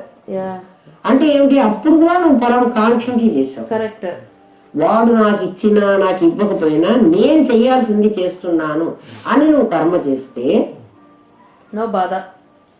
నో బాధ కాదు, అది సాత్వికమైన సాత్వికమైన కర్మ. దానికి ఏం చెబుతున్నాడు, శ్రద్ధయా పరయా తత్వం తపస్త త్రివిధం నరై. తపస్సులు 3 రకాలుగా ఉన్నాయన్నాడు. అఫలాకాంక్షిత, కాంక్షితం అంటే ఫలం కాంక్షించకుండా, ఆ ఫలాకాంక్షిత ఫలాన్ని కాంక్షించకుండా ఏదైతే చేస్తున్నావో అది సాత్వికం పరిచక్షతే. పెద్దవాళ్ళది సాత్వికమైన తపస్సు అని చెప్తున్నారు. నువ్వు కర్మ చేయకుండా ఒక్క క్షణం కూడా ఊరుకోలేవు, కర్మ చేయకుండా నువ్వు ఉండలేవు. ఎందుకంటే గాలి పీల్చడం ఒక కర్మ. నువ్వు జీవయాత్ర సాగించాలంటే నువ్వు కర్మ చెయ్యాలి. ఇల్లు కసువు జిమ్ముకోవాలి, బియ్యము అవన్నీ కడుక్కోవాలి, దాంట్లో పురుగుంటే చంపాలి, ఇవన్నీ కర్మే అవుతాయి. ఫలాన్ని ఆపేక్షించకుండా నువ్వు చేసేటువంటి కర్మ అంతా కూడా సాత్విక కర్మ కిందికి వస్తుంది. అంటే దానికి సాత్విక ఫలం వస్తుంది. కర్మ ఫలాన్ని ఆశించకూడదు. నేను ఆశించటం లేదు అని సత్యనారాయణ వ్రతం చేశావు, తర్వాత నువ్వు అంటున్నావు నేను వ్రతం చేసినా కూడా దేవుడు నాకు భరించలేదు, నేను కొబ్బరికాయ కొట్టినా కూడా దేవుడు నాకు, అసలు కొబ్బరికాయ కొట్టమని దేవుడు నిన్ను అడిగాడా? కొబ్బరికాయ ఎందుకు కొట్టమన్నాడు? కొబ్బరికాయ కొట్టంగానన్నా నీకు బుద్ధి పుట్టి ఒరే 3 శరీరాలు కూడా లింగదేహం భంగం అవ్వాలి, అప్పుడు కానీ నాకు ఆత్మ తెలియదు అనే జ్ఞానం నీకు కలగాలని కొబ్బరికాయ కొట్టమన్నాడు. నువ్వు కొబ్బరికాయ కొట్టుతున్నావు, పచ్చడి చేసుకుని తింటున్నావు కానీ కదా. కొబ్బరికాయ ఎందుకు కొడుతున్నాను, ఎన్ని కాయలు ఉండగా దేవుడు కొబ్బరికాయ ఎందుకు కొట్టమన్నాడు? కొబ్బరికాయ చాలా కఠినంగా గట్టి పెంకు కట్టి ఉంటుంది. నాయన నువ్వు ఆత్మను గురించి తెలుసుకోవాలంటే ఇంత గట్టి పెంకు నీకు కట్టుకున్నావు, ఇది పగల కొట్టుకోవడం ఎంత కష్టమో అంత కష్టమైంది. ఆ కష్టమైన దాంట్లో లోపల ఉంది. ఎందుకంటే దానికి ఏ కన్నము లేకుండా లోపలికి నీళ్లు వెళ్ళినాయి, స్వచ్ఛమైన నీరుంది లోపల, ఎక్కడా కన్నంలో నుంచి పోలేదు అవి. అట్లా నీకు కూడా ఏ కన్నంలో నుంచి పోలే. దానికి కూడా 3 కళ్ళు ఉన్నాయి, నీకు కూడా 3 కళ్ళు ఉన్నాయి, జ్ఞాననేత్రం నీకుంది. మరి ఆ కన్ను తెరుచుకోవటం లేదు నువ్వు. So much information. ఆ అజ్ఞానం నీకు పోవాలనే కొబ్బరికాయ కొట్టమన్నాడు. నువ్వు కొబ్బరికాయ కొట్టడం just in that coconut there is so much. ఎందుకంటే పైన పొర ఉంది, ఆ గట్టి పెంకు ఉంది, కొబ్బరికి దానికి మధ్యలో ఒక లేయర్ ఉంది, అది పల్చగా ఉంటుంది. బట్ ఎంత స్టిక్ అయి ఉంటుందో చూడు, నల్లడిది బ్రౌన్ కలర్ ఆ బ్రౌన్ది నీ సూక్ష్మ శరీరం, ఆ కొబ్బరి లాంటిది నీ కారణ శరీరం. ఎందుకంటే చెట్టు కావాలంటే ఈ కొబ్బరి వల్లే అవుతోంది. ఇంకో కొబ్బరి చెట్టు రావాలంటే ఈ డిప్ప వల్ల రావటంలా, ఈ పొర వల్ల రావటంలా, లోపల ఉన్న కొబ్బరినే అది ఆ వైట్ థింగే నీకు మొక్కలాగా వెళుతోంది. దాంట్లో మొలక వేరే ఉంటుంది, ఆ మొలకకి ఇవన్నీ వెళతాయి, చెట్టుగా మారేవి. అంటే నీ సంచిత కర్మ అంతా కొబ్బరి. అది పగల కొడితే లోపల వాటరే ఉంది, ఆ వాటరే నీ పరమాత్మ, నీలో ఉన్న పరమాత్మ. అందుకే కొబ్బరికాయ కొట్టేటప్పుడు కేర్ఫుల్ గా కొట్టరా, నీళ్లు పోకుండా కొట్టరా అంటారు. అది తీర్థం దేవుడికి కావాలి అని. తీర్థం కాదు, నువ్వు కొబ్బరికాయ ఎప్పుడు పగల కొట్టుకుంటున్నావు, ఎప్పుడు పగల కొట్టుకుని ఏం చేస్తున్నావు, నీళ్ళు పోగొట్టుకున్నావు. ఇప్పుడు కూడా కొబ్బరికాయ పగలకూడదు అంటే ఒక ప్రతి జన్మ వెళ్ళిపోవడం, వెళ్ళిపోవడం లేదు, కొబ్బరికాయ కొట్టుకోవడమే. నీళ్ళన్నీ పారపోసేసుకుంటున్నావు, నీకు తీర్థం ఎక్కడి నుంచి కదా. నీకు ఎప్పటికైనా ఏనా కర్మ చేయమంటున్నాడు. ఫలాపేక్ష లేకుండా చెయ్యి, నిశ్చల చిత్తంతో చెయ్యి, శ్రద్ధతో చెయ్యి. ఏమ్మా, జాతి మతం కులం నరై అన్నాడు. మానవ జన్మ ఎత్తితే చాలట. నేను ఈ తక్కువ కులం వాడినే, నేను ఇది చేయకూడదేమో అటువంటి ఆలోచనే నీకు అక్కర్లేదు. భగవంతునితో ఆత్మతత్వంతో పరమార్థ సాధనతో కూడిన యోగం కలవారు యుక్తై ప్రాపంచిక దృశ్యజాలముతో కూడిక తగ్గించుకుని భగవద్ధ్యాస పరులై ఉండేవాళ్ళు. దీంతో తగ్గించుకుని దాంట్లో ఉండేవాళ్ళు యుక్తులు అన్నారు. ఏమ్మా, అటువంటి వాడివి నువ్వు అవ్వమంటున్నాడు. సాత్విక తపస్సును ఆచరించే వాళ్ళు 3 సద్గుణాలు కలిగి ఉండాలి. పరమ శ్రద్ధతో కూడి ఉండాలి, ఫలమును కోరక కర్మ చెయ్యాలి, నిశ్చల చిత్తము లేక భగవద్ధ్యాన పరత్వము కలిగి ఉండాలి. ఇటువంటి దాన్ని శారీరక, వాచిక, మానసికమైన సాత్విక తపస్సు. అది కాకుండా సత్కారమాన పూజార్థం తపో దంభైన చేవేతత్ క్రియతే దైహ ప్రోక్తం రాజసం చరమధ్రువం. కొంతమంది దంభం కోసం చేస్తారు. నేను రాగా ఇంత గొప్పవాడిని, నేను వాడు చాలా భక్తుడు, మొహాన అదే బొట్టు పెట్టుకొని ఇట్లా చంద్ర పెట్టుకొని అంటే కాషాయ కట్టుకోను ఏమో సంథింగ్ చూసేవాడి కోసం అని వీళ్ళు చేస్తారు. ఎప్పుడు భగవద్గీత ఒకటి చేతిలో పట్టుకుని ఏం లేకపోతే జపమాల పెట్టుకుని తిప్పుకుంటూ. క్రిస్టియన్స్ లో కూడా ఉంటారు వాళ్ళు మాల పెట్టుకుని తిప్పేవాళ్ళు. ఎప్పుడు మాల పెట్టుకొని చేస్తూ ఉంటారు ఆ బిషప్లు అట్లాంటి వాళ్ళు. ఎందుకంటే మాలాతో కర్మే ఫిరై, జీవ ఫిరై ముఖమాహి, మనువాతో 10 దిశ ఫిరై, ఏహతో సిమరిన నాహి అన్నాడు. అది స్మరణనే కాదన్నాడు. చేతిలో నువ్వు మాల పెట్టుకోక్కర్లేదు. కౌంట్ ఎందుకు? భగవంతుని పిలుచుకోవడానికి. నీకు నంబర్ ఎందుకు? నంబర్ ఎందుకు చేస్తున్నావు? ఇన్ని వేలు చేస్తే ఈ ఫలితం వస్తుంది అంటే దేవుడి దగ్గర కూడా వ్యాపారం చేస్తున్నావు.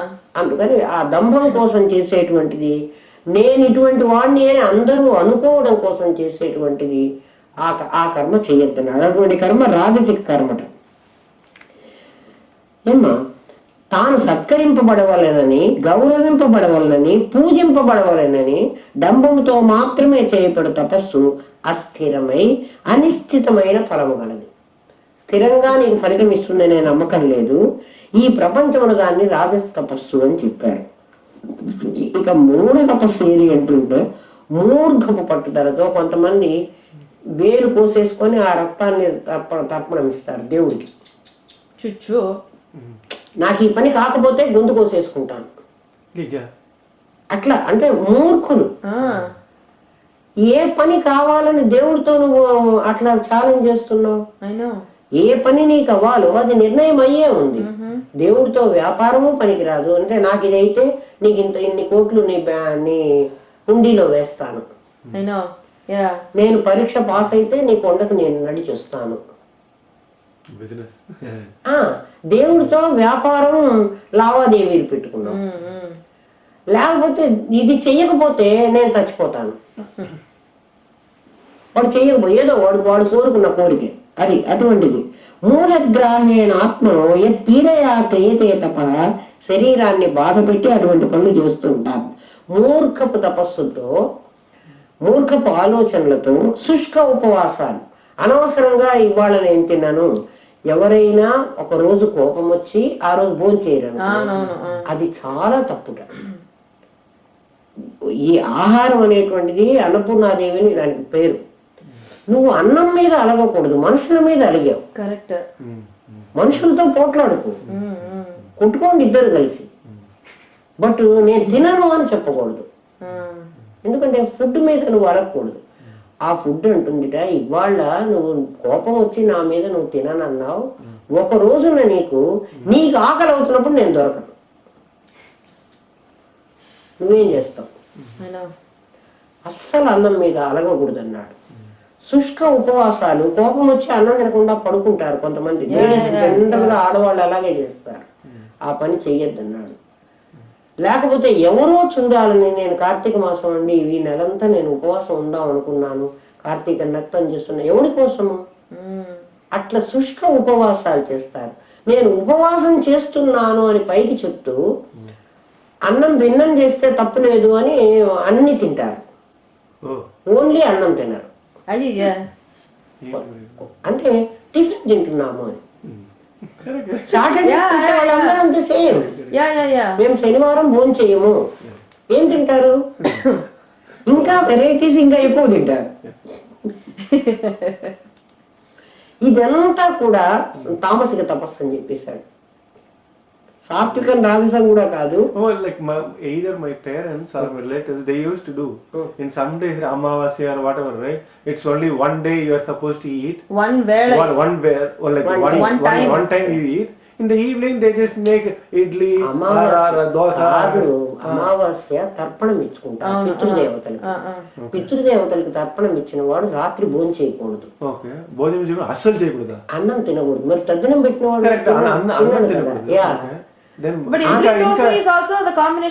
అందుకే తినద్దనే చెప్తారు. ఫ్రూట్ తినొచ్చు కానీ తినకూడదు. ఒక టైమే తినాలి.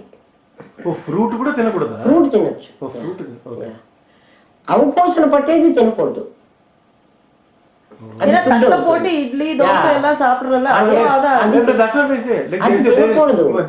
Upma, idli, dosa, everything but not అన్నం. అదే అది కాదు. అమావాస్య అంటే తర్పణం వదులుతారు కాబట్టి తినం. తర్పణమే వదలకుండా కొట్టి అమావాస్య ఎందుకు? పితృదేవతలు తర్పణం వదిలిన వాడు అట్లా రాత్రికి తినడు. రేపు తద్దినం ఉంటే ఇవాళ అతివాసం అని ఇవాళ రాత్రికి భోజనం చేయడు. ఎందుకు చెయ్యడు అంటే మన కడుపులో ఆహారం అరగడానికి ఇంత టైం కావాలి. నువ్వు రాత్రి తింటే అది ఇంటెస్టైన్స్ లోనన్నా ఇంకా మిగిలి ఉంటుంది. అది మిగిలి ఉన్నప్పుడు నువ్వు యజ్ఞానికి పనికిరావు. అందుకని నిన్న పొద్దున తిన్నదైతే అది అరిగిపోతుంది, జీర్ణమై ఉంటుంది. అందుకు స్టమక్ ఖాళీగా ఉంచటం కోసం వాళ్ళు రాత్రి తినద్దు, అతివాసం ఉండమన్నారు. రాత్రి కూడా వీడు ఫుల్ గా తిని అన్నం తినడు కానీ ఏమో తింటాడు అతివాసం. Eat very light or nothing. Yeah. It's not like you eat half a dozen idlis and two glasses. ఇంకొకటి ఏంటంటే నీకు దీక్షగా ఉండాలంటే అంటే అక్కడ కూర్చోవాలి, కింద కూర్చోవాలి, ఏదో పని చెయ్యాలి. అట్లా ఉండవలసిన వాడికి నువ్వు ఫుడ్ వేసావనుకో నువ్వు బాత్రూమ్కి వెళ్ళాల్సి వస్తుంది. నీ పీపీలు పువ్వులు వస్తాయి. అందుకోసమని ఈ పూజా టైంలో పితృకార్యం టైంలో నిన్ను ఫుడ్ కంట్రోల్ చేయమన్నారు. ఈవెన్ పెళ్లి రోజు కూడా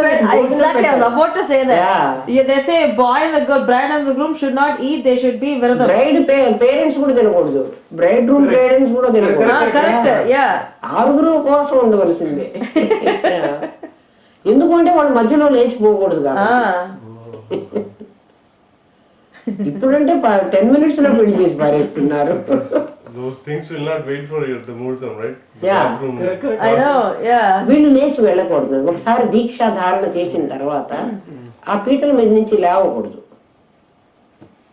అందుకోసమని వాళ్ళని ఆ ఫుడ్ కంట్రోల్ పెట్టారు. శాస్త్రం అంతా చాలా కరెక్ట్ గా పెట్టారు. ప్రొసీజర్ ప్రకారం మన ఆచరణే తప్పుంది. ఈ పురోహితుడు మరీ అర్ధగంటలో పెళ్లి చేసి పారేస్తున్నాడు కాబట్టి అసలు ఏం అక్కర్లేదు. ఈ రోజులో మ్యారేజెస్ మరీ అన్యాయం. మంత్రం పూర్తిగా కూడా చెప్పదు.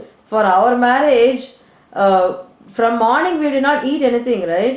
And then his mom came inside my room and then she asked my mom if I ate anything or not. My mom said no, she's not supposed to eat, so she didn't eat. I didn't make her eat. His mom started complaining to my mom, why didn't you make her eat? You have to give her something at least. Don't make her starve like that. And upma ఏమో తీసుకొచ్చి ఇచ్చారు. ఏం పెట్టరు. His mom made me eat. ఆమెకి తెలియదేమో అందరికి తెలియదు కదా. Then I told him. He said, oh no, I was starving, you were eating. అందరూ స్టార్వింగ్. ఎవరు పెట్టరు. ఎందుకంటే కన్యాదానం చేయటానికి పెట్టారు ఆ పిల్లను. ఆ పిల్ల గౌరీ పూజ చేయిస్తారు. అమ్మాయి ఇంకా లేచి వెళ్ళకూడదు కదా. దానికోసమని కన్యాదానం చేసే తల్లిదండ్రులు తినరు, పిల్ల తినదు, అబ్బాయి తినడు, వాడమ్మ నాన్న తినరు. 6 ఫాస్ట్ చేస్తారు. పెళ్ళి అయిన తర్వాతనే భోజనం చేస్తారు. ఏదైనా కార్యాల్లో భోజనం ఎందుకు చేయకూడదు అంటే ఇదే కారణం. అంతేగాని నేను ఉపవాసం ఉండాలి అని నువ్వు 10 మందికి చెప్పి నేను ఉపవాసం కాబట్టి నేను 1 డజన్ అరటిపళ్ళు తినేస్తాను, 4 వడలు తింటాను, 6 ఇడ్లీలు తింటాను, అది ఉపవాసం కాదు. ఉపవాసం ఉన్నమంది ఎందుకు అన్నమాట. ఒకళ్ళు చూడాలి అని అంతే. ఇప్పుడు చూసేందుకు నిరాహార దీక్ష అంటే వాడు ఏం తినకూడదు, కానీ వాడి బెడ్ కింద అన్నీ ఉంటాయి, వాడు అవన్నీ తినేస్తాడు, కూర్చుంటాడు నిరాహార దీక్ష అని. శుష్కోపవాసం అట్లాంటివన్నీ కూడా తామసికమైన తపస్సు అన్నాడు. ఎవడో చూడాలి అని, ఎవడో చెయ్యాలి అని, వాళ్ళ కోసం నేను రోజు ధ్యానం చేస్తానండి, మెడిటేషన్ చేస్తాను, టెంపుల్కి వెళ్తాను, లేకపోతే బాల వికాస్కి వెళ్తాను, అట్లా అనే వాళ్ళందరూ తను వెళతాడని సొసైటీలో వీడికి ఒక గౌరవాన్ని ఇవ్వడం కోసం, వీడు ఒక భక్తుడు అని ఒకడు చెప్పడం వీడి భగవంతుడి దృష్టిలో నాకు యోమే భక్త సమే ప్రియ అన్నాడు పరమాత్మ. నేను ఇష్టమైన వాడు మీరందరూ ఉంటారా, నాకు ఇష్టమైన వాడు ఎవడో వాడినే చెబుతానన్నాడు. ఆయనకి ఇష్టమైన వాడు. ఇప్పుడు ప్రైమ్ మినిస్టర్ మనకందరికీ తెలుసు, ప్రైమ్ మినిస్టర్ కి తెలిసిన వాడికి కదా గౌరవం. నాకు వాడు తెలుసు అన్న వాడికే గౌరవం. మనకు ఆయన తెలుసు అంటే అందరికీ తెలుస్తాడు, ఎందుకంటే ఆ ఫిగర్ అందరికీ తెలియాలి కాబట్టి. అట్లా భగవంతుడు నాకు తెలుసు అంటే గొప్ప కాదు, భగవంతుడికి నేను తెలుసు, వాడు నీకు తెలుసు కాబట్టి ఎంతమందిలో ఉన్నా నేను వాడు పిక్ చేసుకుంటాడు. ఏమో రేపు చెప్పుకుందామా హేమ? ఇది తామసిక తపస్సు. సాత్వికమైన తపస్సు నువ్వు చేసే పనిలోనే ఇది సత్వం పెంచుతుంది, ఇది రజస్సు పెంచుతుంది, ఇది తమస్సు పెంచుతుంది. నేను ఆత్మని కదా, నాకు ఇవి ఎందుకు, ఈ గుణాలతో సంబంధం లేదంటే నువ్వు తమస్సు నుంచి సత్వంలోకి చిత్తశుద్ధి కోసమే. చిత్తశుద్ధి అయిన దాంట్లో నీకు ఉన్నది ఉన్నట్టుగా పరమాత్మ ప్రతిబింబం కనిపిస్తుంది. అర్థమైంది కదా? ఇంకా మనం 19th శ్లోకమే చెప్పుకుంటున్నాం. శ్రద్ధాత్రయం 11 to 22 దాన్ని చెప్పాడు కదా, యజ్ఞదాన తపకర్మ ఖచ్చితంగా చెయ్యాలి అని. ఎట్లా చెయ్యాలో ఇక్కడ చెప్పాడు. మనం శ్రద్ధాత్రయం చెప్పుకోలేదు కాబట్టి ఇప్పుడు ఇక్కడ చెబుతున్నాం. నీకు అర్థమైంది కదా? యజ్ఞము దానము తపస్సు చేసే తీరాలి, అవి మానుకోవడానికి వీలు లేదన్నాడు. ఎటువంటి యజ్ఞం చెయ్యాలి, ఎటువంటి దానం చేయాలి, ఎటువంటి తపస్సు చేయాలి చెప్తున్నాడు. ఇప్పుడు తపస్సు చెప్తున్నాడు, యజ్ఞం నిన్న చెప్పాడు. అర్థమైంది కదా? ఇప్పుడు రేపు దానం చెప్తాడు. యజ్ఞదాన తపస్సులు నువ్వు ఖచ్చితంగా చెయ్యాలి అన్నాడు. అది ఓం తత్సత్స్వస్తి ప్రజాభ్యః పరిపాలయంతాం న్యాయేన మార్గేణ మహిష గో బ్రాహ్మణేభ్యః శుభమస్తు నిత్యం లోకాః సమస్తాః సుఖినో భవంతు. ఓం పూర్ణమదః పూర్ణమిదం పూర్ణాత్ పూర్ణముదచ్యతే పూర్ణస్య పూర్ణమాదాయ పూర్ణమేవావశిష్యతే. ఓం శాంతి శాంతి శాంతి. ఓం నమో బ్రహ్మాదిభ్యో బ్రహ్మ విద్యా సాంప్రదాయ కర్తృభ్యో వంశ ఋషిభ్యో గురుభ్యో నమో మహద్భ్యః. సర్వోపద్రవరహిత ప్రజ్ఞానఘనః ప్రత్యగర్ధో బ్రహ్మైవాహమస్మి బ్రహ్మైవాహమస్మి బ్రహ్మైవాహమస్మి.